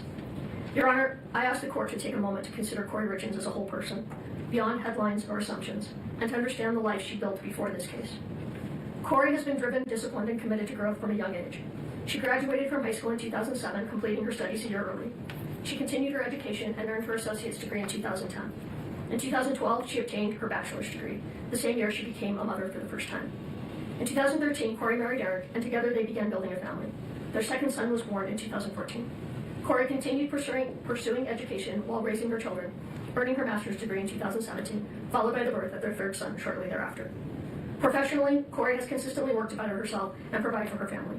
She obtained her real estate license in 2019 and later earned her general contractor's license in 2021, achievements that reflected her work ethic, independence, and determination. In 2022, Kouri experienced a devastating loss with the sudden death of her husband. Despite profound grief, she sought constructive ways to cope and help others, publishing a children's book in 2023 focused on helping children process loss. After her arrest in 2023, Kouri did not retreat from self-improvement. While incarcerated, she earned her paralegal certificate in 2025. In 2026, she completed her MBA, pursuing education under extraordinarily difficult circumstances. She continues to seek opportunities for further education, demonstrating perseverance and a commitment to growth. Your Honor, this timeline reflects a pattern of responsibility, resilience, and continued effort to better herself, even in the most challenging moments of her life. I would like to illustrate Kouri's character through her actions and the way she lived her life, particularly as a wife, mother, and member of her community. Kouri was deeply devoted to her family. She was a committed wife to Eric and a hands-on present mother to their 3 sons. Their marriage was built on partnership and mutual support. Kouri consistently supported Eric in his career, hobbies, and interests, including his involvement in sports and coaching. She encouraged his passions and stood by him throughout their life together. In return, Eric expressed his commitment to caring for his wife and children, and their shared priorities were apparent in the way they lived and parented. As parents, Kouri and Eric focused on raising kind, engaged, and active children. Kouri was closely involved in her son's education, sports, and activities. She volunteered weekly at their school, coached youth soccer and basketball, served as a scout leader, and was present at practices, games, and events. Her time, energy, and focus were always directed toward her children's well-being and development. Beyond her immediate family, Kouri consistently showed compassion for others. She was active in community service and believed strongly in teaching her children empathy through example. Together, they volunteered at food banks, participated in flood relief by filling sandbags for elderly residents, baked cookies for firefighters during fire season, and assembled care packages for families and individuals in need. She also helped ensure that children in the community had proper winter clothes by donating nearly 100 pairs of snow boots to a local elementary school. But who cares? During the holidays, Kouri made extraordinary efforts to help others, purchasing, wrapping, and delivering hundreds of gifts to families who were struggling. She also demonstrated thoughtfulness in her extended work family by assembling personalized gift boxes and organizing holiday gatherings to bring people together. It doesn't matter. In 2023, following her husband's death, Kouri published a children's book designed to help grieving children process loss. She donated hundreds of copies to children who had lost a parent and visited schools to read to students dealing with grief. Although the book achieved some commercial success, her intention was not profit. It was to help children feel less alone during one of the most difficult experiences a child can face. Kouri has always viewed her greatest accomplishment as her family, her husband, her children, and the home they built together. Her loyalty to her family is unwavering. As an aunt, she has been a consistent and loving presence in her nieces' and nephews' lives, providing child care support, attending milestones and school events, and assisting her siblings whenever they needed her. She has been the person who organizes family gatherings, holidays, and shared tradition. No one cares. Faith has also played an important role in Kouri's life. She and her children regularly attended church and participated in faith-based community activities, reinforcing values of service, compassion, and responsibility. Mm-hmm. Your Honor, these are not isolated gestures. They reflect a long-standing pattern of generosity, responsibility, and care for others. Mm-hmm. Kouri's life before this case was defined by service to her family and community, and by her commitment to raising her children to be compassionate and engaged members of society. Mm-hmm. From a young age, Kouri demonstrated responsibility and a strong work ethic. While still in high school, she worked nights, weekends, and holidays to help support her aunt's business, using her earnings to pay her own way through college. That sense of responsibility never diminished. She continued to support extended family members whenever they needed help. Only 3 weeks after losing her husband, Kouri faced another profound loss with the death of her uncle. Even while grieving deeply herself, she stepped forward to help her aunt by taking on the responsibility of planning the funeral. This pattern, putting others' needs ahead of her own pain, has been consistent throughout her life.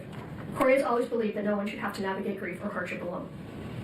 Kouri and I share an exceptionally close relationship as mother and daughter. No She kidding. has stood beside me during some of the most difficult moments of my life, including surgeries and radiation treatments, providing care, support, and comfort without hesitation. Oh, she's a cancer survivor. And so she throws that in. By the way, she's nursed me back to health, and she's here for me, and she cares, and she organizes all these different things. She still killed a guy. It doesn't, like, you see, I get it. Like, what would you do? What would you do, guys? You know what I mean? If you were in her in the mama's shoes, would you make a statement and try to see if the judge can, I don't know, you can see if he could soften the blow from the judge? Would you do it for your kid after they have been convicted of muerte? I'm just curious. Carbonize, thank you so much for the love. I appreciate it. You can wrap up a piece of crap in a fancy box, spritz it with the Chanel No. 5, but it's still crap in a box. Yeah, that is poop in a box. You know what I mean? Poo's on you if you think otherwise. Absolutely. Abso-freaking-lutely. Okay, I'm just going to keep it a bean as well. It's some poop in a box. And it still has the stench. You may smell that Chanel No. 5. You know, you might be like, ooh, that's Chanel. Oh, and that's poo. That is poo. Because it smells like poo with that Chanel No. 5. So you still can't cover that smell of poo in a box covered in Chanel No. 5 perfume. So you dropping bars. You dropping bars right there. Okay? You're dropping bars, Carbonize. All right? But make sure y'all wash your ass now. Wash your ass now, you hear? Okay? You don't want that itchy buttholes. Let's move on, though. Our relationship is built on mutual reliance, trust, and love. I, in turn, have played an active role in her family's life, helping care for Eric, the boys, and Kouri, and being deeply involved in their daily lives. Kouri also shares a strong bond with her brother. Though close in age, and like many siblings growing up, it was the loss of their father shortly after high school that solidified their understanding of the importance of family. Since then, the relationship has only grown stronger. They have supported each other through life's milestones, challenges, and joys. As a mother, Kouri has always made sure her children felt surrounded by family. She intentionally included her brother in holidays, family gatherings, and everyday moments, reinforcing the value of connection and belonging. She welcomed her brother's wife into the family from the very beginning, making a deliberate effort to ensure she felt included and supported. She has constantly offered help with family milestones, celebrations, and responsibilities, always striving to ease stress for others. Kouri takes pride in maintaining a close-knit family.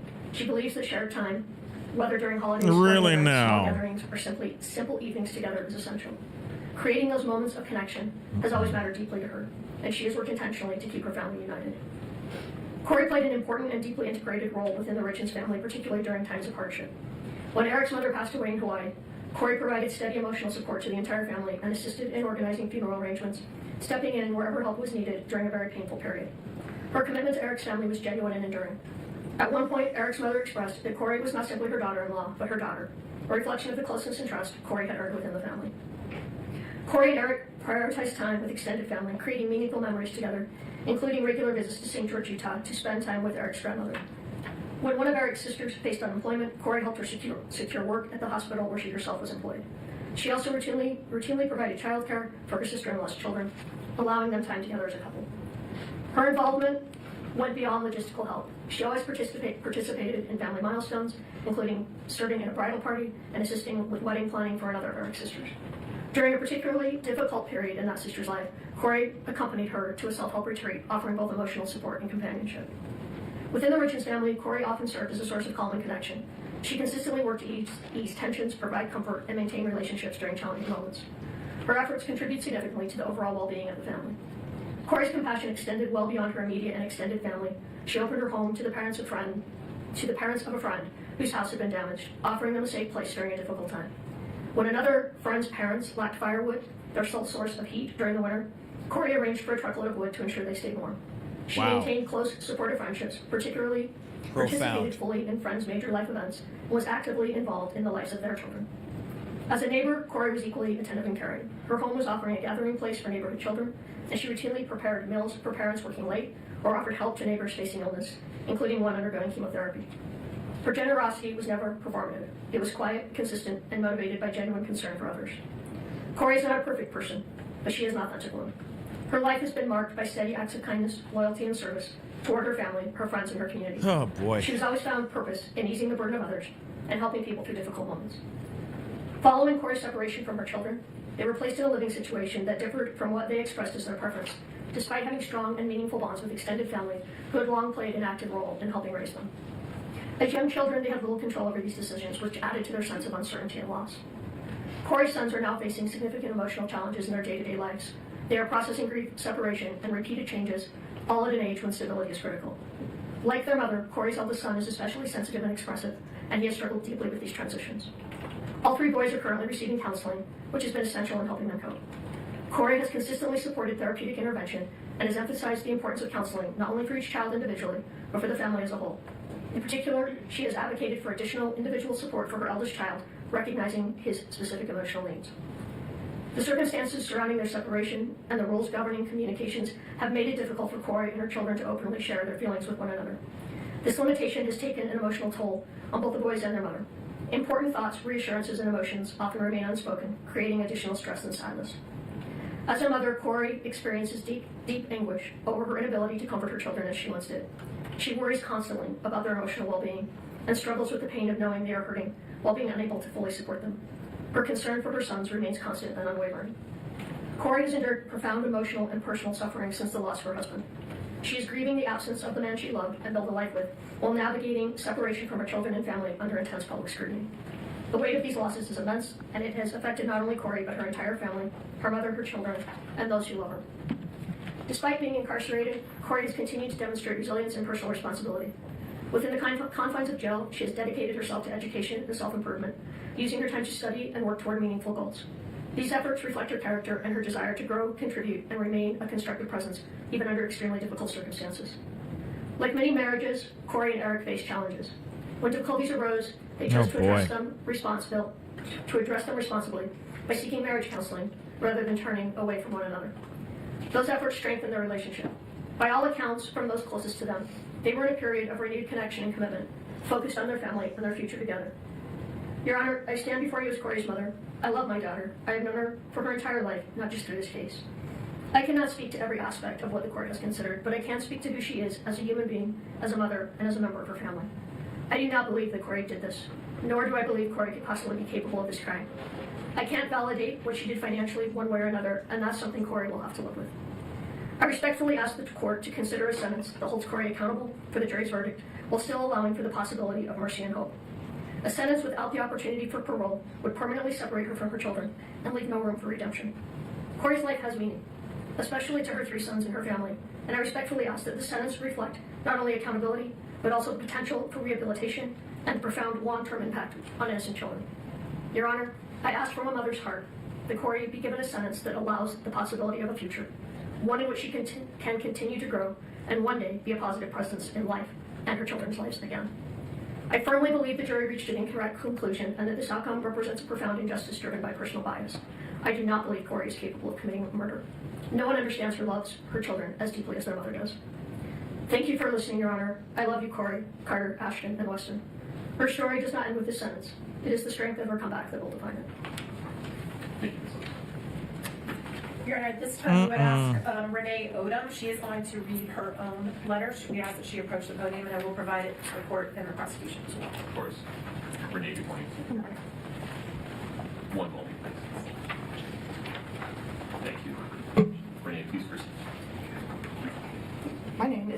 Murdaugh, and I am here today as the sister of Kouri Richins.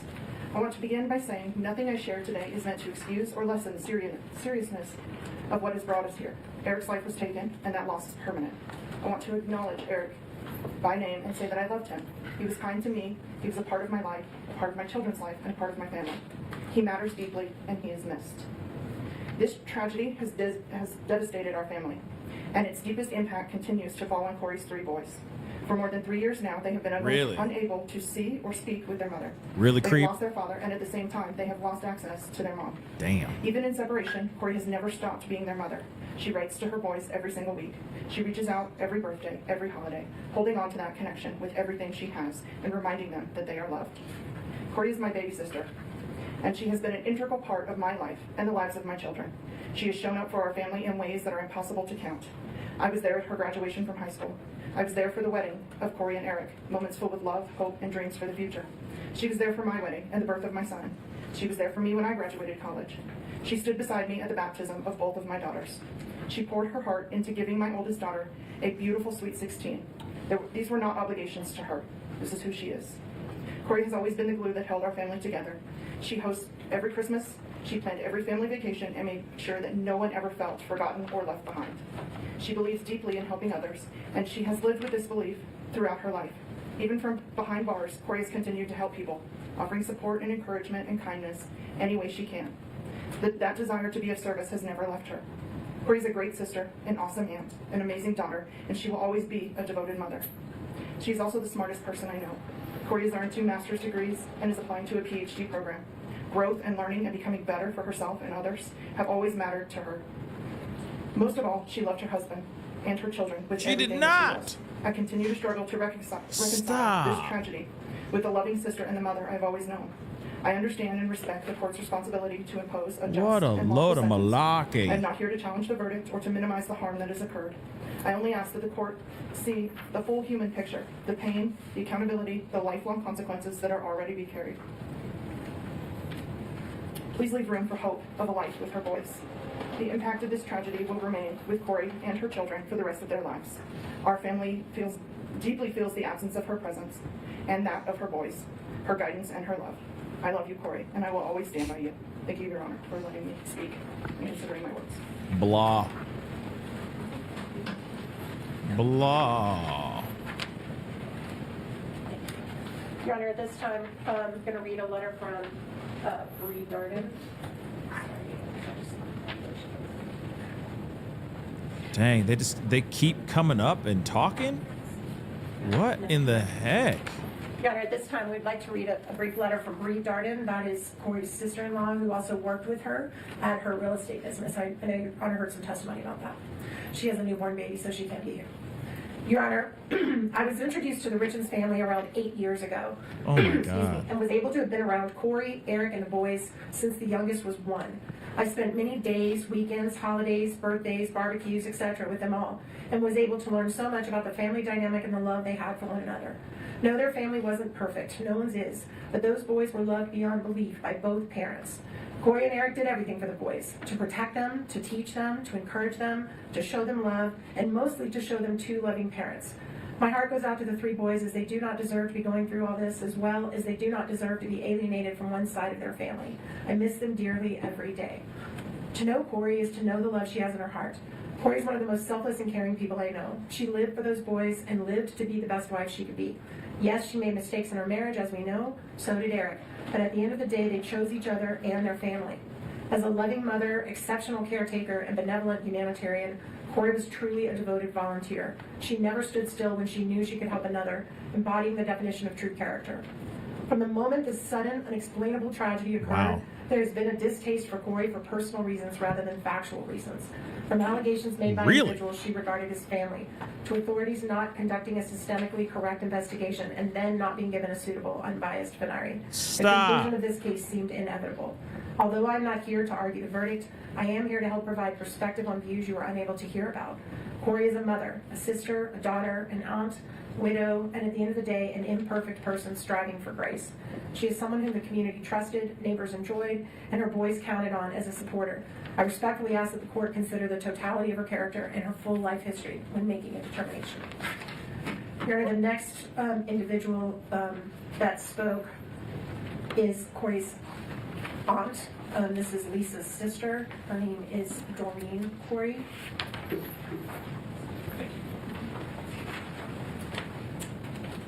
Your Honor, thank you for allowing me to speak today. I have spent many sleepless nights trying to find the right words for this moment because it is heartbreaking to stand here and speak about someone I care deeply about in a courtroom like this. I believe in you, Kouri, and I'm very proud to be your aunt.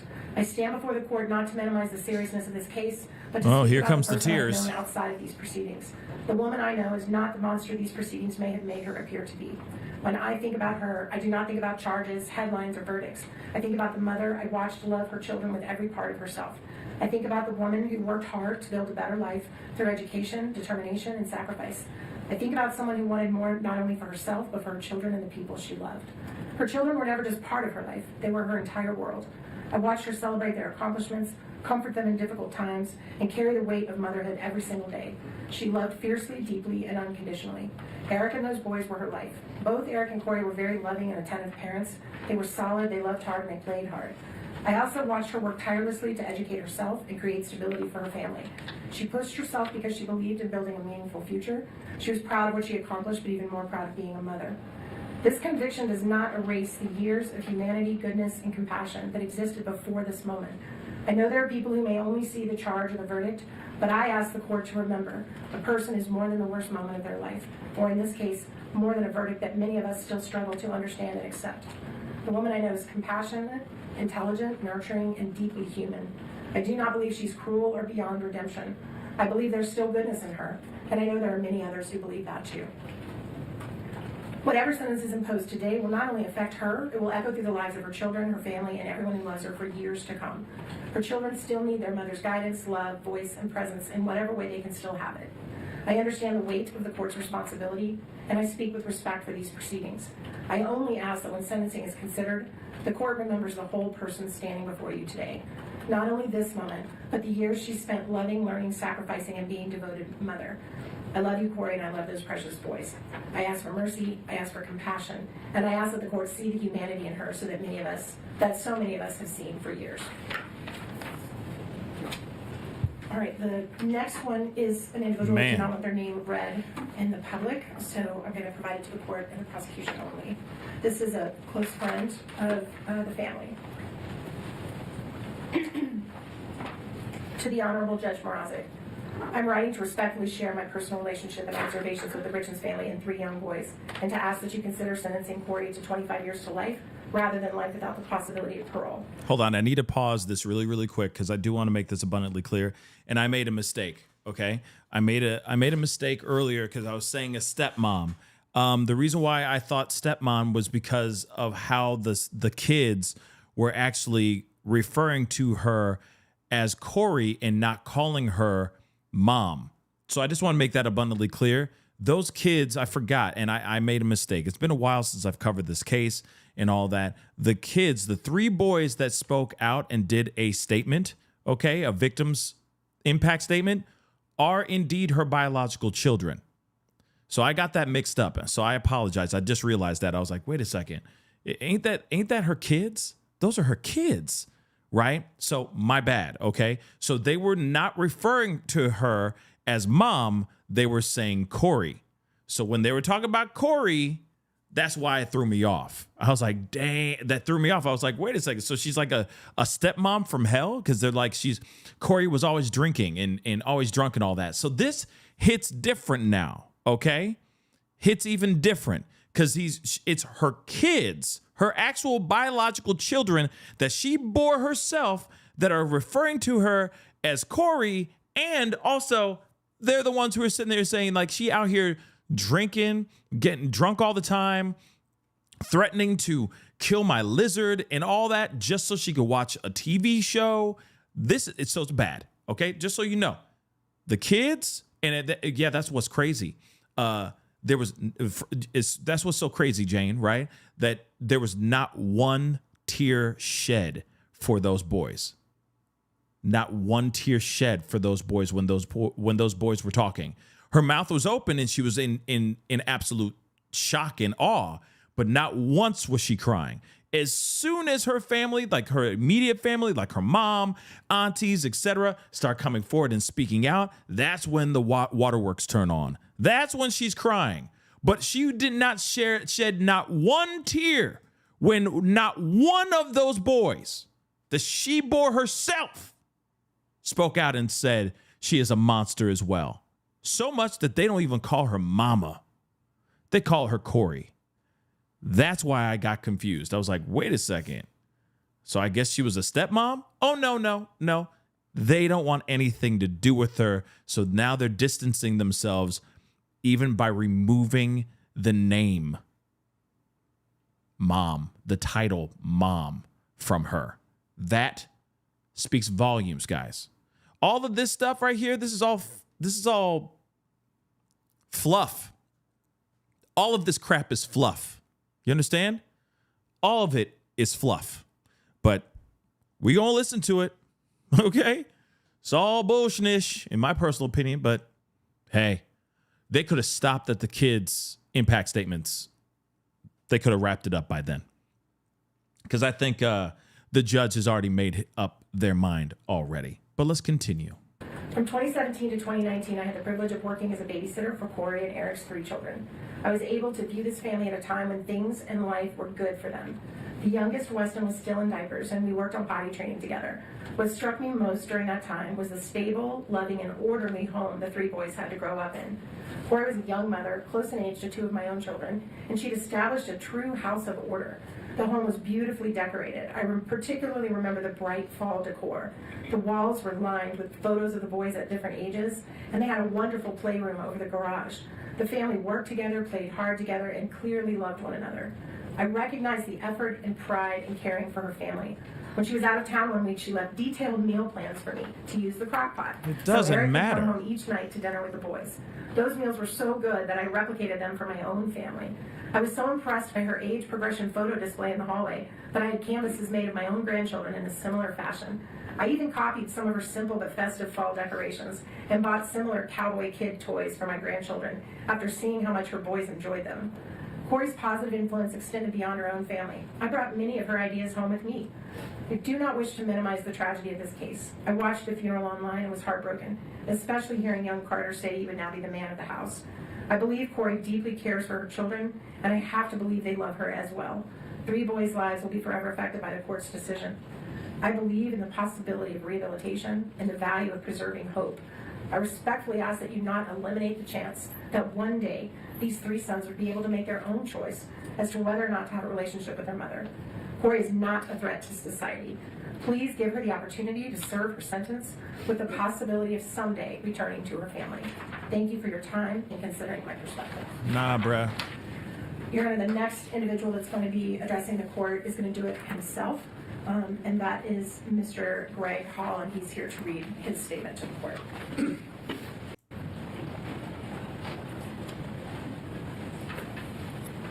Sir, please proceed. Good morning.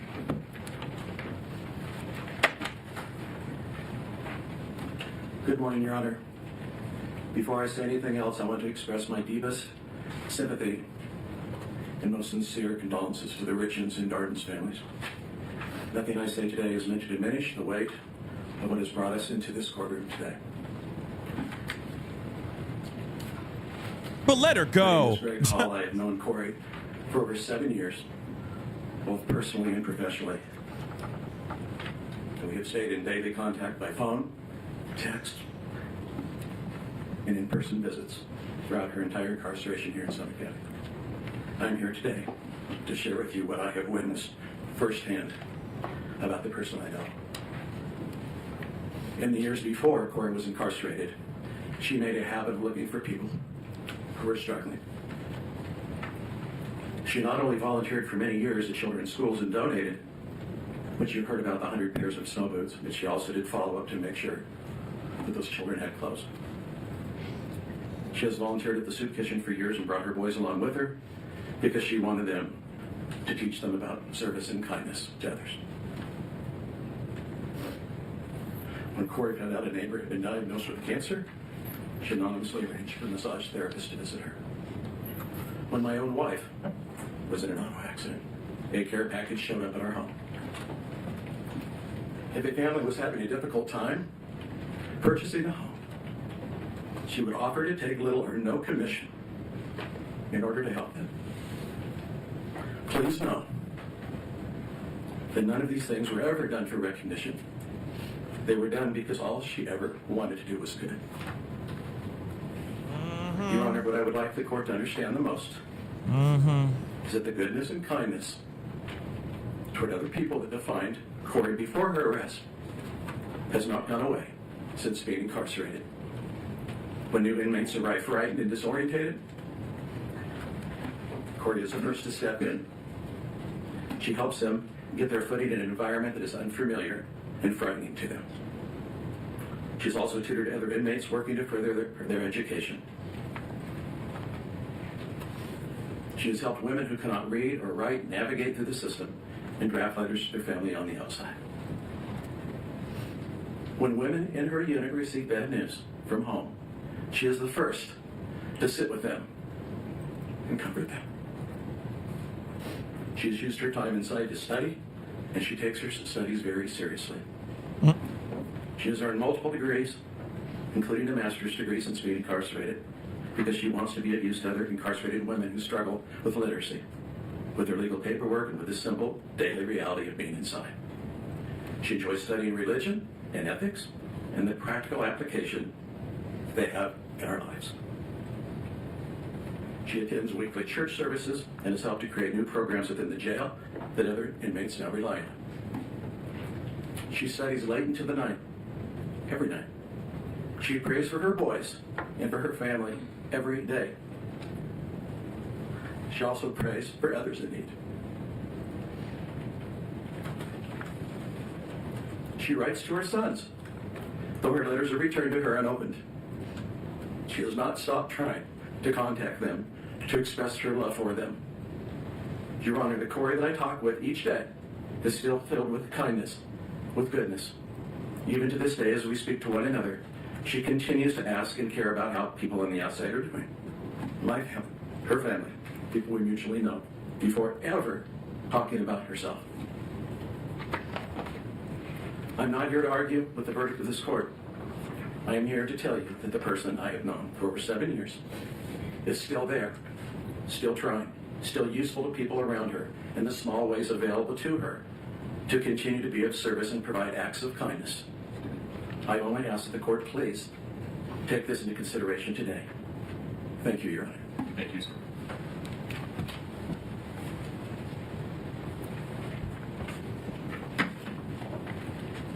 Your Honor, the next two It's all letters are trash. from individuals who are investors with Ms. Richins in her real estate business. Both of these individuals did experience losses of money.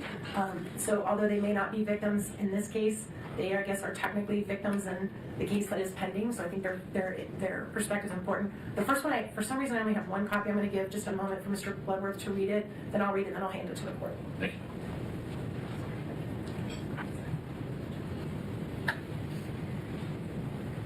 Okay, I'm gonna skip ahead. Sentencing hearing. Actually, okay, I do have a picture of that one. May I first say that I was so impressed with your professionalism, opportunity to address the court at this sentencing hearing for Kouri Richins. May I first say that I was so impressed. Hold on, real quick. JLK just said Kouri's master's is from USP, Utah State Penitentiary. How respectable. Yeah, I mean, you know, she's getting her degrees. Sure, great. She's got nothing but time on her hands. So, of course, she's going to, you know, might as well get some education. She ain't going to use it anytime soon. With your professionalism and demeanor during the trial, it appeared to me that you were very thoughtful in trying to judge fairly during the court proceedings.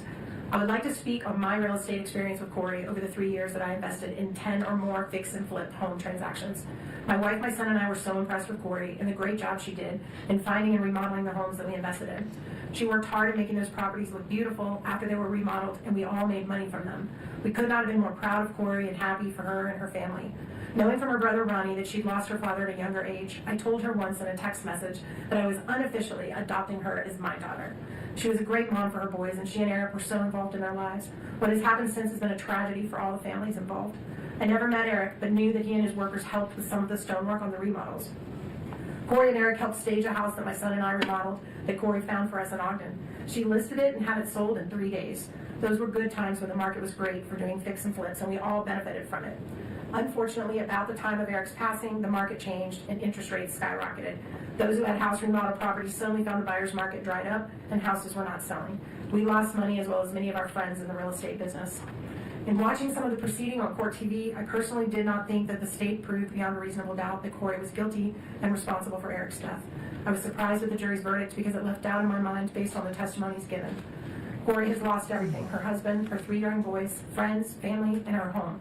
May I appeal to the court that her sentencing may grant her the possibility of parole at some future time. Thank you for your kind consideration. And also this name we are not reading out loud. Okay. We also have several very short statements from people Have who have mercy. worked with Ms. Richins in the jail. These are volunteers that give their time, no money, that come to the jail to help people that are incarcerated to try to better themselves. And No offense, but I'm going to move up. You know what I mean? Because I feel like we've heard a lot of just bull schnish. better their lives. So I'm gonna skip ahead a little bit because it's just a bunch of like, you know, oh, we definitely got to check this one out here. I don't know. It's just like blah. You know what I mean? But let's see, because apparently she breaks down here in this moment here I just saw while scrubbing through. Let's take a look at this. All right, this is, if Ronnie can come on up.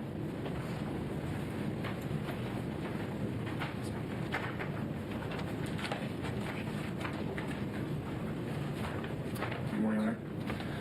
I'd like to address the court with actually a personal letter I've written to Kouri. Little sister, I love you.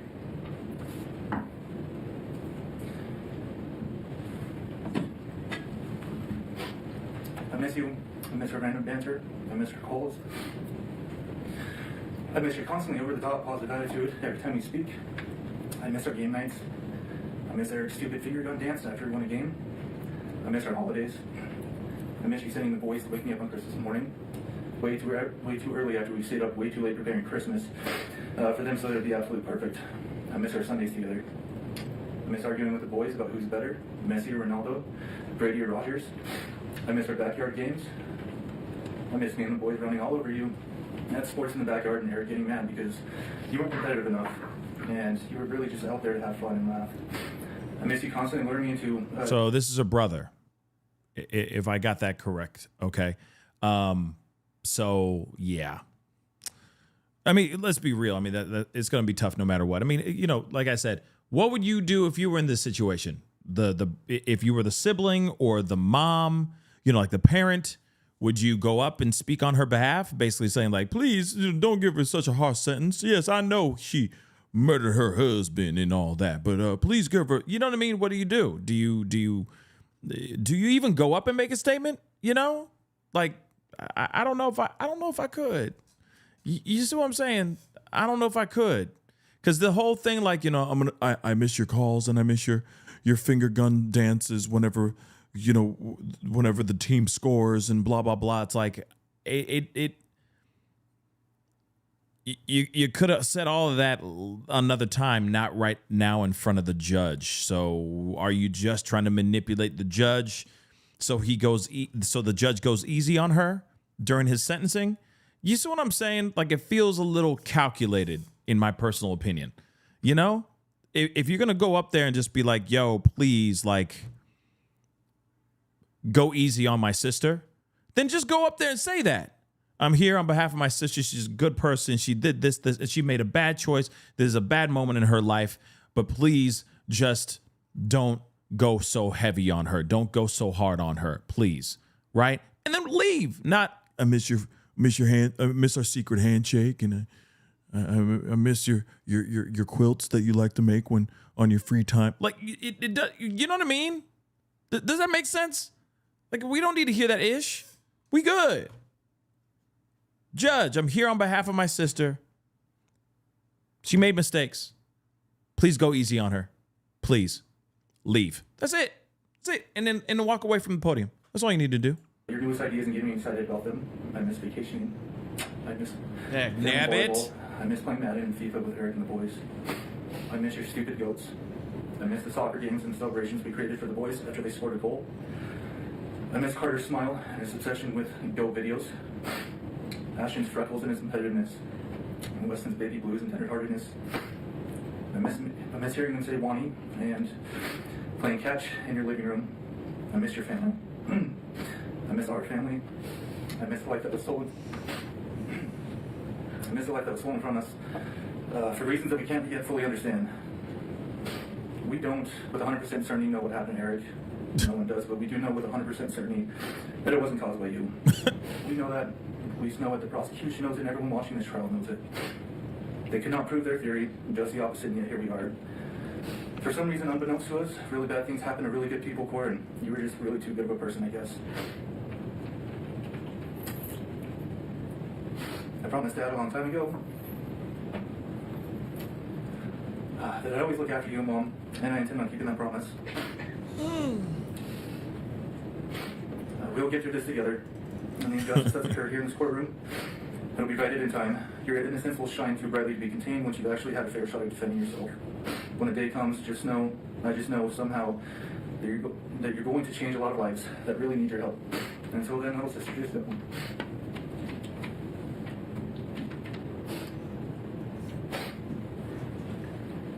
Just know that I'm right by your side, and I'll always be right here for you. I love you. Bye, thank you. You know what I'm saying? Like Trey just said something that got me weak. I'm sorry, but he's like, I miss the way you fart a little when you laugh. You know what I mean? Even when you cry. You know, it's like, is that a piccolo? So is somebody playing the piccolo in the room? You know what I'm saying? Like it's just like it doesn't matter. Like we don't. It's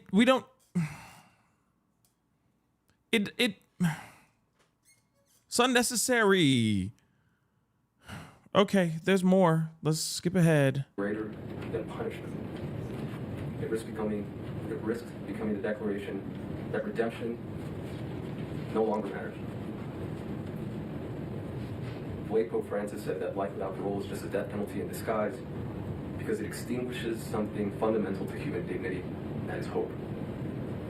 Hope that all involved, victims, condemned alike. Refusing to impose a sentence of life without parole today doesn't mean Kouri is going to walk free. It doesn't mean that she will someday leave custody. She may very well spend the rest of her natural life in prison. It also does not mean that her victims, who have spoken today, her kids, doesn't mean that they have to forgive her. They may never change their minds. They may never forgive their mother. And also, no court has the authority to demand that they do. But refusing to impose a sentence of life without parole does mean that we do not close the door completely. It means we do not presume to know with absolute certainty what a human life, victim or condemned, may become decades from now. It means that we do not extinguish hope entirely. Time changes people, pain changes people, grief changes people. Even victims and victims' families, over years and decades, sometimes arrive at places their present suffering could never foresee. Some discover forgiveness, some discover peace, some simply discover that healing and permanent condemnation are not always the same thing. And others don't. A sentence of life without parole assumes none of that human change matters. Not the change in the person condemned, not the change in those harmed. A life without parole sentence freezes every human being, victim and condemned, inside the worst moment of their life and declares that moment permanent. Our Constitution demands more restraint than that, because a real measure of justice is not what we do when mercy is easy. It is whether we preserve humanity when mercy is hardest. No sentence handed down today will undo suffering. A different verdict wouldn't have reversed tragedy. But there is a profound moral difference between saying you must be punished and saying you are beyond redemption forever. One is justice restrained by humility. The other risks becoming judgment without end. And no human institution possesses the moral certainty to make that judgment. Absolutely. That lies with God alone. Thank you, Judge. Thank you, Mr. Rose.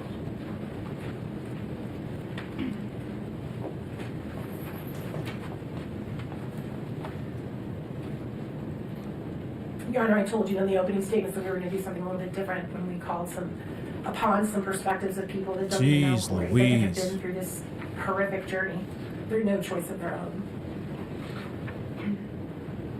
One is from a mother whose son was murdered. Again, we're going to just share her name with only the court and use for the prosecution.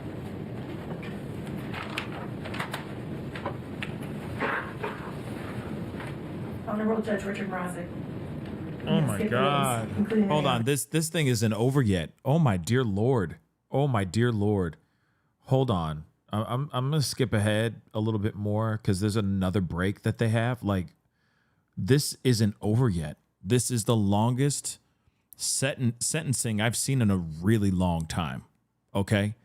Like, this is wow. Yeah, I'm sorry I got to skip ahead a little bit. Oh Lord. Well, hopefully they do the damn sentencing soon, cuz dear Lord. Okay, but it's still going. Vicky. Still going. I'm a valuable member of society. I agree. Keeping someone incarcerated when they've proven themselves is just plain wrong. Prison sentences without possibility of parole create the same issue. I believe it should be reserved for the most violent and dangerous of individuals. Thank you for taking the time to read this. Okay, and then Ms. Lewis will introduce the final speaker. Final one. And then she'll have her comments, and then we'll take that break.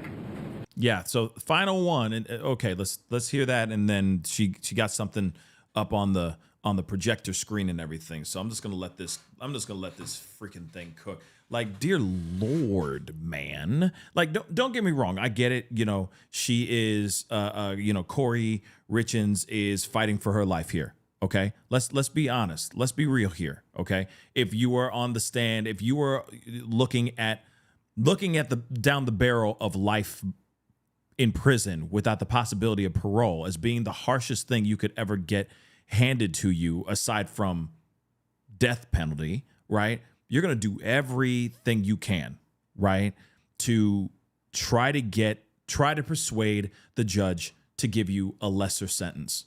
So that's what we're seeing here. She has every right to do that.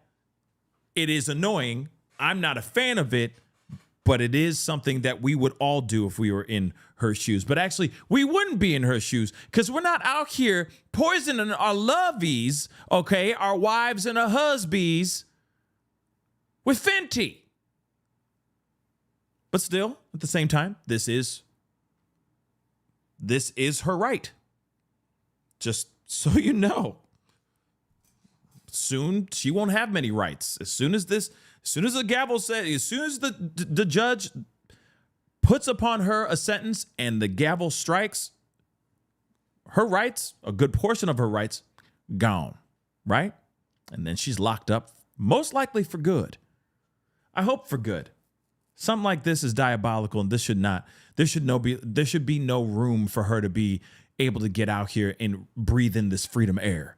There's no reason for her to do that. She did what she did. She should pay the price for this disgusting stuff that she's done.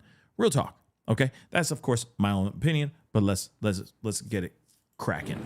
Who is the person you'd like me to? Emry Blanchard. Skipping ahead. Please unmute your audio. I'd appreciate it. Are we able to see her? Oh, my apologies. Thank you. Yes, sir, I can. Okay, Ms.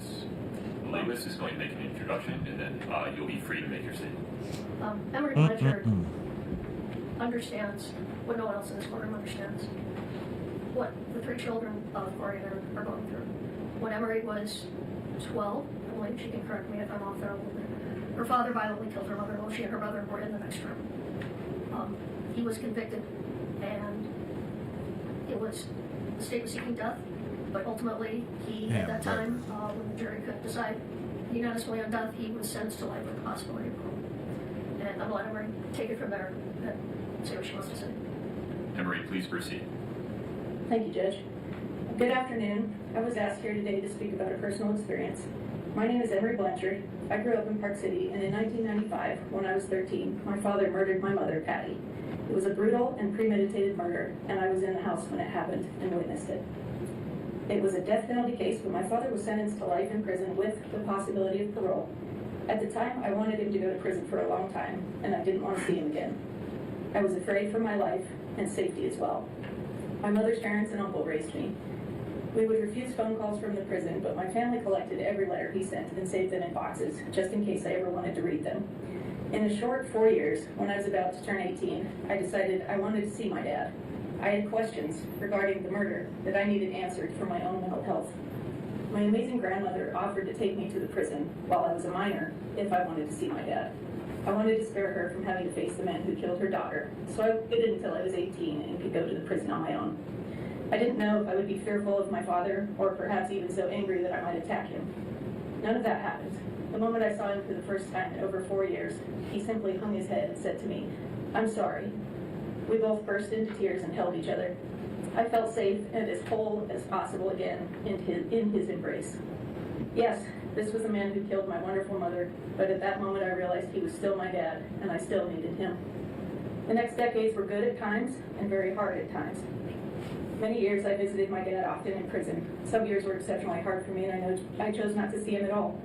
I experienced a full range of emotions, and all of them were valid. I knew for my own health and peace I had to learn to let go and forgive. No easy task, but this is when I truly mastered empathy and compassion. My father served 25 years until his first parole hearing. I was for parole, but nevertheless he was denied and given another 5 years. At his age, I knew it was a death sentence, and it was. Just last year, after 30 years of incarceration, he died 4 days shy of his 81st birthday. My second worst nightmare came true, the first being my mom being murdered. I was not able to see him while he was dying. There was no compassionate release. Some may say he deserved that, and maybe he did. I can tell you that no amount of time served ever made this situation right. 20 years, 30 years, and even death. None of it can bring back my mom or repair the immeasurable damage that he caused me and my family. Once 20 years had passed, my grandmother even said to me, "It's been long enough. You want your dad." I wanted my mom, but I did still have a living parent, and I needed him. I don't tell you this story to tell you how to feel, or that I understand how you feel. I'm offering that hearts and feelings can change over the years. To honor my mother, I'm a victim advocate who supports people in domestic violence situations, and I now help people with PTSD heal at my ranch in southern Utah, using nature, horses, and farm animals as teachers. I teach compassion for humans and animals alike, and I found a way to turn my pain into purpose. But I will tell you honestly that life is still hard, and losing both of my parents at that young age harmed me greatly and left me with a very sad and lonely heart. No amount of prison time made me feel better, and in the later years, my father's incarceration wore on me severely. What I will leave you with is this. Hold tightly to the good memories of your father, and in time, perhaps your mother too. Cling to your family and siblings for love and support. Please let love reside in your hearts and not hate. I pray for your family and for your peace and healing, and thank you for allowing me to speak today. Emry, thank you very much. Thank you, Emry. And then the last statements, I guess, before they go on another break. Okay, hold on. Your Honor. Okay. There is so much more to sentencing a person than punishment. That is why in sentencing someone, the court must consider the totality of the circumstances, the whole person, and who that person is beyond their worst act. You know, I'm sorry, but this lawyer sounds like someone, an actress. Hold on. Their sentencing memo, the state cited to State versus Holland, which was a death penalty case. The state quoted the court as follows. The psychological reality is that aggravating circumstances in first-degree murder cases will virtually always outweigh mitigating circumstances. However, what the state left out is what the court said next, which was that the Eighth Amendment doesn't allow the death penalty in every case, and courts must take a long, hard look at the totality of the circumstances, the values of society, and the value of all human life. And though this is not a death penalty case, the same would apply to a sentence of life without the Holly Hunter. Exactly, guys. She sounds just like Holly Hunter. It's crazy. A slight Jodie Foster. slight Jodie Foster, but it's Holly Hunter all day long. Okay, let's continue. Possibility of parole. Ms. Nestor spoke a little bit about what a life without parole sentence looks like. Lockdown for 23 hours a day. If we treated our dogs like this, they would be taken away. Yet, this is how the state wants Kouri Richins to be treated. A sentence of life without parole is safe for only the most heinous of crimes. The state wants to place Kouri in that category. They say she is in that category, but this simply is not the type of crime that we typically see get a sentence of life without parole. Currently, there are approximately only 72 people in Utah serving this sentence. These include people such as Edward Deli, the co-defendant of Vaughn Taylor, who is currently on death row. They killed 2 women, kidnapped 2 young girls, and attempted to kill those girls' father by lighting their cabin on fire. I believe that was in Summit County. It includes Daniel Ray Troyer, a serial killer and rapist of women in their 80s. He was convicted of killing 2 women, and admitted to a 3rd, and likely killed a 4th. That authorities are aware of. It includes Matthew John Breck, who kidnapped a 10-year-old girl, stabbed her multiple times, severed her spinal cord, and left her dead on her front porch. It includes numerous individuals who brutally murdered children, some who murdered police officers. There are only a handful of people serving life without the possibility of parole for killing a spouse. And in all but one of these that I could find, they killed more than just their spouse. They are individuals who killed their spouse and a child, or killed their spouse and someone else in the process. The only one I'm aware of who killed a spouse and no other individual is Craig Crawford, who set fire to the home of his estranged husband, leaving him to die in the fire. And then there are individuals serving sentences of 15 to life who committed arguably more heinous acts than what Kouri Richins has been convicted of. Eric Sampson abused his wife for 28 years, ultimately killing her in their St. George home, leaving her dead in their bed. He continues to maintain his innocence, and he's serving 15 to life. John Weston Erickson stabbed his wife to death in front of their 2 young children, also injuring his 7-year-old daughter, who attempted to wrestle the knife out of his hand, serving 15 to life. Joseph Castillo, his wife, stabbed his wife to death in their garage while his teenage son tried to stop the attack. These men are all serving 15 to life sentences. There are many more examples. Murder is the worst of all crimes, but to say that this particular case is the worst of the worst is simply not true. The state chose the evidence they put forth to obtain their conviction, yet they are not satisfied with what was presented in this court and to the jury, and instead they waited until 2 days before the sentencing hearing and publicly filed what can only be described as a character assassination, filled with unsubstantiated claims from unknown and unsworn sources who will never be cross-examined about these claims. The timing of this filing was no coincidence and left no time for our team to arrange rebuttal witnesses or evidence. Furthermore, it appears that the sentencing memo was not so subtle attempt to get into the public eye evidence they elected to hold back from their case in chief, and then were precluded from presenting when Ms. Richins exercised her Fifth Amendment right to remain silent and submitted the case to the jury without putting on any evidence. To allow the state to use this sentencing hearing as a public platform to make new unsworn allegations untested by cross-examination or sufficient investigation would violate Ms. Richins' right to due process and would be contrary to the Utah Supreme Court's finding in State versus Limesick. I don't know if I'm pronouncing that right, but I have the site if you want it. Which stating that the due process clause of Article 1, Section 7 of the Utah Constitution requires that a sentencing judge act on reasonably reliable and relevant information and exercising discretion in fixing a sentence. The state's memo should be stricken in its entirety and not considered by this court. Not only are the claims made by the state in their sentencing memo unreliable and irrelevant, much of what they argue is either misleading or outright false. I'm not going to go into everything that we take issue with, but I do want to point out a couple of examples. They state that DCFS supported a finding of emotional and physical abuse by Kouri against her oldest son. What actually happened is that DCFS made an initial finding based solely on reports. This is similar to a probable cause finding that then sends the matter to the juvenile court. The court, however, did not find that Kouri had abused or neglected her children. They found dependent but no fault. In other words, that the children needed intervention, but due to no fault of Kouri Richins, due only to the fact that she had been arrested. They did not even find that she had acted negligently towards her children. The state put forth at length what they believe Kouri's middle son, AR, would have testified to had they been able to call him in rebuttal. Although it is true that Ashton said these things 3 years after the death of his father and after conversations with Eric's family members, this is very different than what he said to law enforcement immediately upon Kouri's arrest, a year after Eric's death. At that time, his statements were completely consistent with Kouri's, that Kouri, had gone to sleep in his room the night his father died. The state argues that Kouri's boys are afraid in part because she still maintains life insurance policies on them. Kouri was of the belief that these policies were no longer in existence since she had not made any payments on them in over 3 years.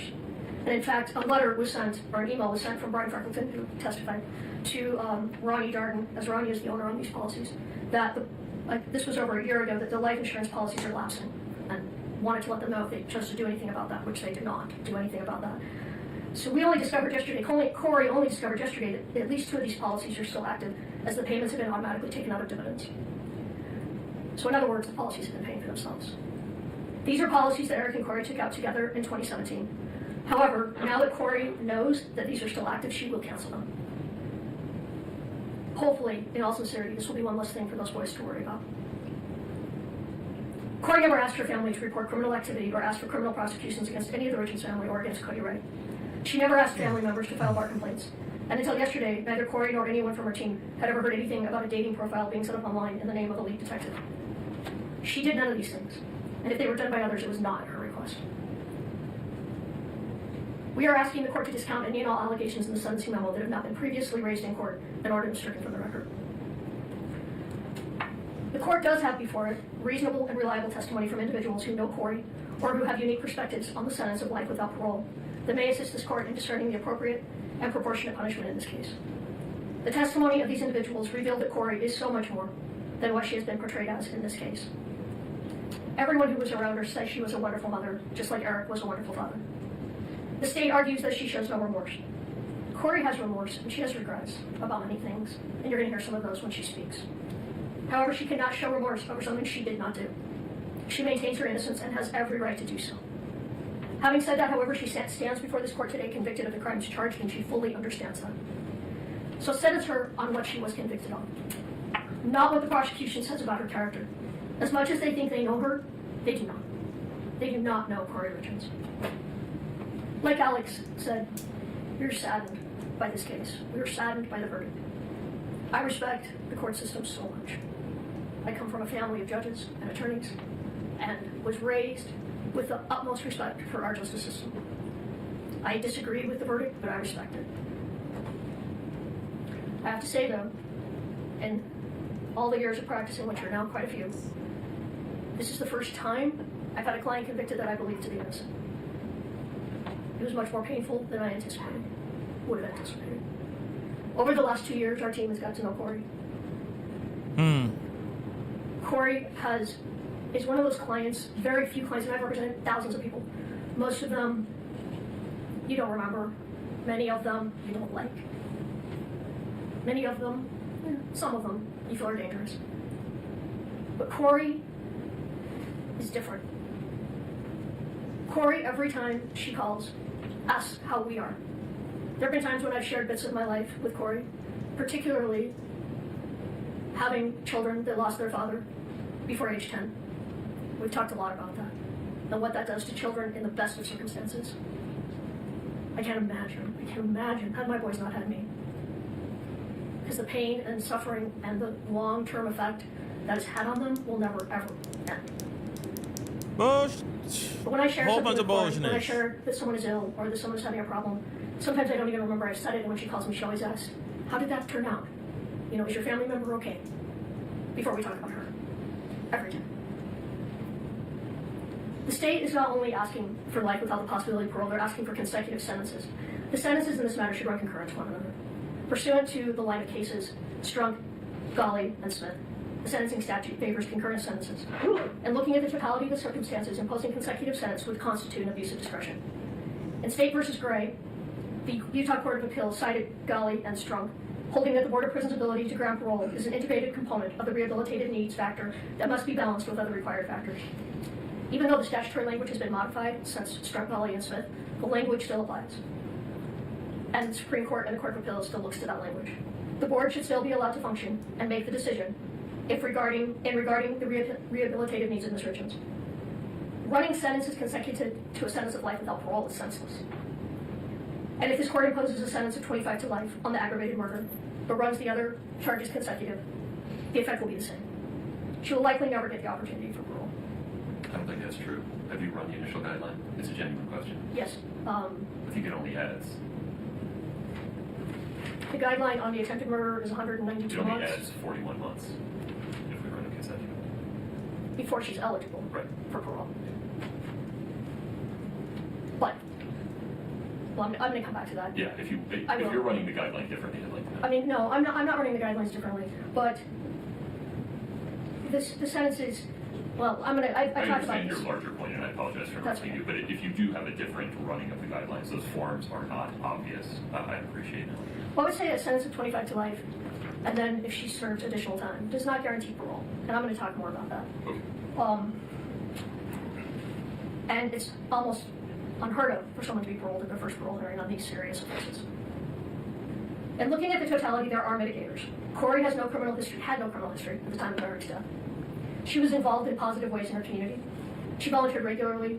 She headed up a sub for Santa every year. She was a friend, a daughter, and a mother, and excelled in these roles. She educated herself. She was involved in every aspect of her son's lives. There is no reason to hold her in prison for life. We asked this court to impose a sentence of 25 years to life. When you put aside all of the media, all of the interviews, and you look at the crime she is convicted of, this is an appropriate sentence. A sentence of 25 to life is not a sentence that guarantees the release of Kouri Richins. It is not saying that she even should be released. What it is saying is that the decision whether she should be released is a decision for someone else to make on another day. A day that will be, at a minimum, 25 to 30 years in the future. A future that could look very different than today. Although today is not a day for forgiveness, that day may come. A sentence that allows for parole is a sentence that gives a pathway to forgiveness. You heard from Emry Blanchard, the only person in this room that understands what the Richins boys have been through. You heard how the day came when she missed her father. She wanted her father in her life. I know that she came to a place that she hoped to spend one more day outside of the prison walls with her father. And that day didn't come. He was not paroled, and he died in prison. I don't minimize what Kouri's boys are saying today. I understand it's contradictory to what other people are saying regarding Kouri as a mother. I don't know why they're saying these things, but what they think and feel today, they are allowed to think and feel those things. They should be. Their feelings are valid, and it's okay. And I think Kouri will say this too, but she wants her boys to know it's okay. People change. All of us change. Kouri will change. Those little boys will change. A sentence of 25 to life will not be easy time. It will be hard time. The first part of that sentence is generally served in maximum security for the first 3 to 4 years. But if the day comes when her children want to see her face to face, a 25 to life sentence will make that easier for them. If they, like Emry, decide someday they want a relationship with her, even one behind the walls of the prison, a 25 to life will make that possible. And a sentence with the possibility of parole, like I said, does not mean she will be paroled. It's very possible she will spend her life in prison. And quite frankly, if her case does not come back on appeal, and she is in prison and she maintains her innocence, parole's highly unlikely. But the Board of Pardons is uniquely qualified to make that decision. That is their job. And it is a particularly important job in the most serious of convictions. They will be the ones looking at a woman who will then be in her 60s or possibly 70s.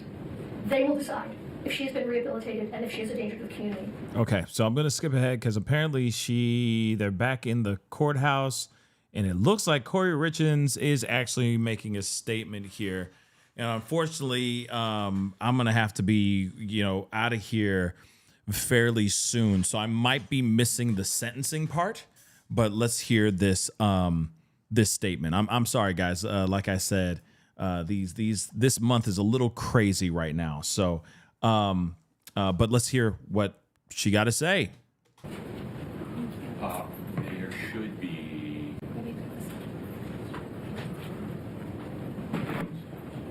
She's actually speaking. Dear Lord. Manipulation. My sweet baby boys. I know that today you don't want to speak to me, have a relationship with me, or you may think you hate me, and that's okay. I will never be angry at you for your feelings. When the day comes that you're ready, I will be here for you, waiting for you, and loving you.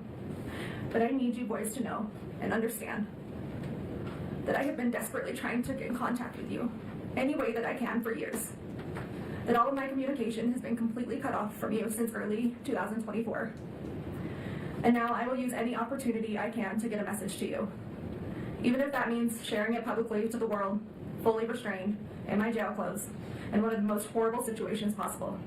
I don't care, and I'm not embarrassed or ashamed by any of it. All I care about is you boys. I will do whatever it takes for you to hear the truth from me and to come home to you. For the time being, I don't know when that is, or when my next opportunity will be. So for now, bear with me as I have tried to consolidate everything I've wanted to share with you for the last few years, with everything I want you to know until I'm able to speak to you again, in one long message. And although you may not be ready to hear it today, that's okay. My hope is one day you will be. May 6th of 2024, temporary custody was transferred from the state of Utah Child Services to your Aunt Katie and Uncle Clint. My last video call with you boys is several weeks prior to that, around April 24th, 2024, when you were still in the state's custody. Once temporary custody was transferred to Katie and Clint, against my wishes, they cut off all of my communication between you boys and I. It was years before I would ever have a trial. I warned social services that if they gave custody of you to the Richins family, it would be the last time I would be able to see or speak to you boys again. And your opinion of me, in this case, and wild allegations would soon mirror those of the Richins family. And that's exactly what happened. You need to know the Darden side of the family fought a long, hard battle for custody, but was eventually ignored and denied. Since temporary custody was granted to Katie and Clint, they have not allowed me to see or speak to you. No more video calls, no more visits. They blocked the phone number for the jail so I can't call you. Birthday cards, Christmas cards, the letters I would send you boys, they were all returned or rerouted. All of my contact was cut off more than 2 years ago. So please, please ask them. Please ask them for your cards, for your letters, if I've tried calling you. Please, just ask them, whether it's now or in 10 years. The one thing I need you boys to know, I did not abandon you. I did not just walk out of your lives one day to never return, to never call, to never show up. Regardless of what anyone tells you, I would never ever leave you boys. And I am so sorry if for even 1 second you thought that I did. If for even 1 second you thought that I didn't love you. Because that couldn't be further from the truth. You boys are my world. The reason I continue to wake up every day and fight to come home. You're my reason for living.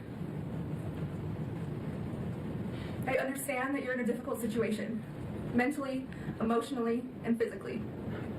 I understand you guys have been through an extremely difficult time this past 4 years. You should never have to deal with such tragedy, and I am so, so sorry that you were going through this. You boys have the right to be angry, and sad, and confused, feel in survival mode, have questions. All of this is completely valid. Your feelings are completely valid. And one day, when this is all over, we can sit down and talk about all of this and sort it all out. And I promise you boys, one day it will be over. I'm not perfect. I have succeeded and I have failed.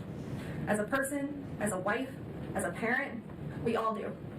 I have done plenty of things I am not proud of. Some I regret, some I don't. Some I'm ashamed of, and some I'm not. I regret things I have done right in my life to later find out they were for the wrong people. I have said things I shouldn't have. I have done things I shouldn't have.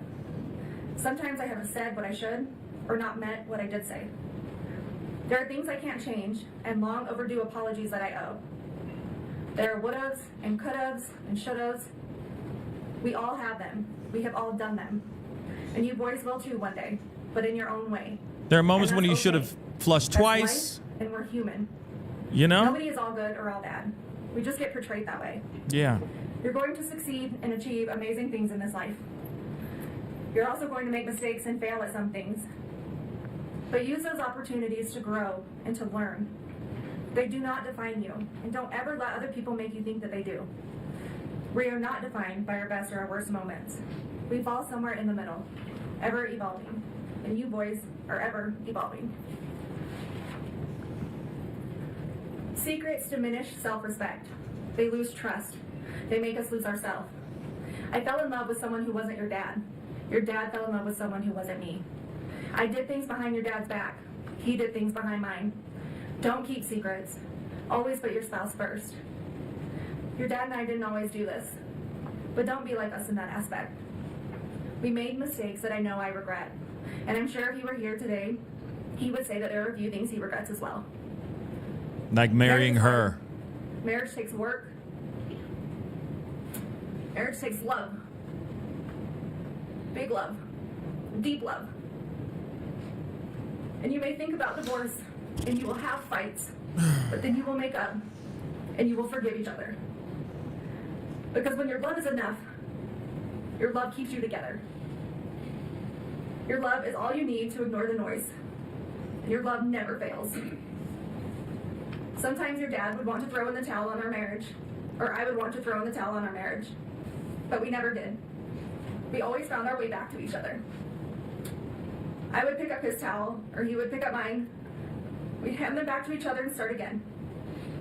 Because our love never failed. We stopped keeping track of each other's wrongdoings, and we forgave, and we moved on, and we loved. And if I had to relive all of those hard days all over again, I would do it without question. Your dad and I were a lot of things, a mess of sorts sometimes. But we were this crazy, beautiful mess that made us a family, because our love was enough. Our hard days never outweighed our good days. Our weak moments never outweighed our most memorable happy days. We always laughed more than we cried. We failed at some things, but we never failed at loving you boys. Our love was enough to make our house a home. Our love was enough to stay together, to raise you boys. Our love was enough to forgive each other when others said that we shouldn't. To do things for each other others may disagree with. Our love was enough to protect each other, even though it may cost us everything. Love can make you lose yourself. Sometimes it makes you do things you know you shouldn't, but Have knowing mercy. it's not wrong at the same time. Because your spouse is your person, and your love is enough. Mm-hmm. Okay. Is she writing a book right now? One day, you will meet someone and fall in love and understand that just your love is enough. Enough to withstand everything else. The noise of the world, the obstacles, the trials of marriage, the heartache, bad choices, forgiveness. You will understand your love is enough, and your love never fails. Don't worry about what others think about your relationship. Don't worry if they would do things differently. You just love. And you love big, and you love deep, and you protect your love. Your dad and I didn't have it all together. Together, we really did have it all. Because we had you three. Don't let anyone choose the direction of your life by their opinions and their judgments. Being able to hold yourself together in the worst of situations doesn't make you emotionless. Separating personal and business life and emotions doesn't make you unreasonable. Resentment can get the best of others. Don't let it get the best of you. Ay, caramba. People will always have a lot to say about lives they've never lived. Live your life the way you choose to live it. Just be safe and be healthy and be happy. That's all that matters.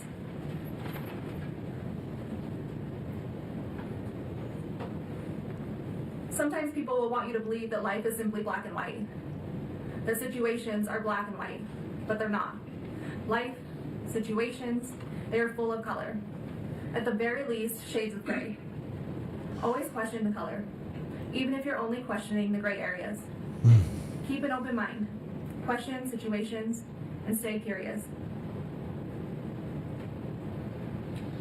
You will have some people in your life tell you how their love for you is unconditional. But once your most private life has been revealed, you quickly find out just how conditional their love actually was. Choose the people you hold close to your heart wisely. And always be the friend that walks into somebody's life when everyone else chooses to walk out. Always remember, the only people you owe your loyalty to are those people who never made you question theirs. Every day you wake up, you get a second chance at life. To do whatever you want. Be whoever you want. To succeed in all your dreams. Take the day and run with it. It's a blessing. Don't take it for granted. Sometimes you will have hard days when all you want to do is count all the ways things are going wrong or have gone wrong in your life. In that moment, stop. Take a minute. Take a step back. Take a breath.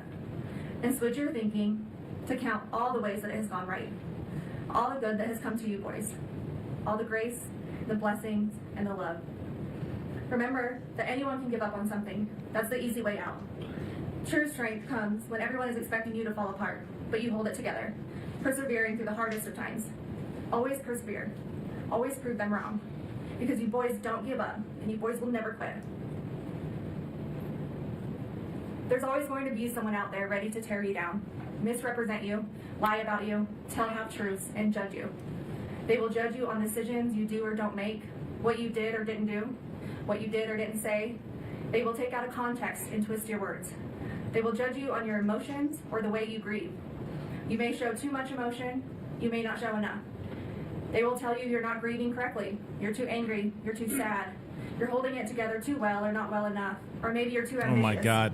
They will Okay. judge you on your demeanor, if you cry, if you don't do anything at all. And all of this will get misinterpreted into something that it's not, formed by the opinions of who's ever creating it. And then silence is also too often misinterpreted and misjudged.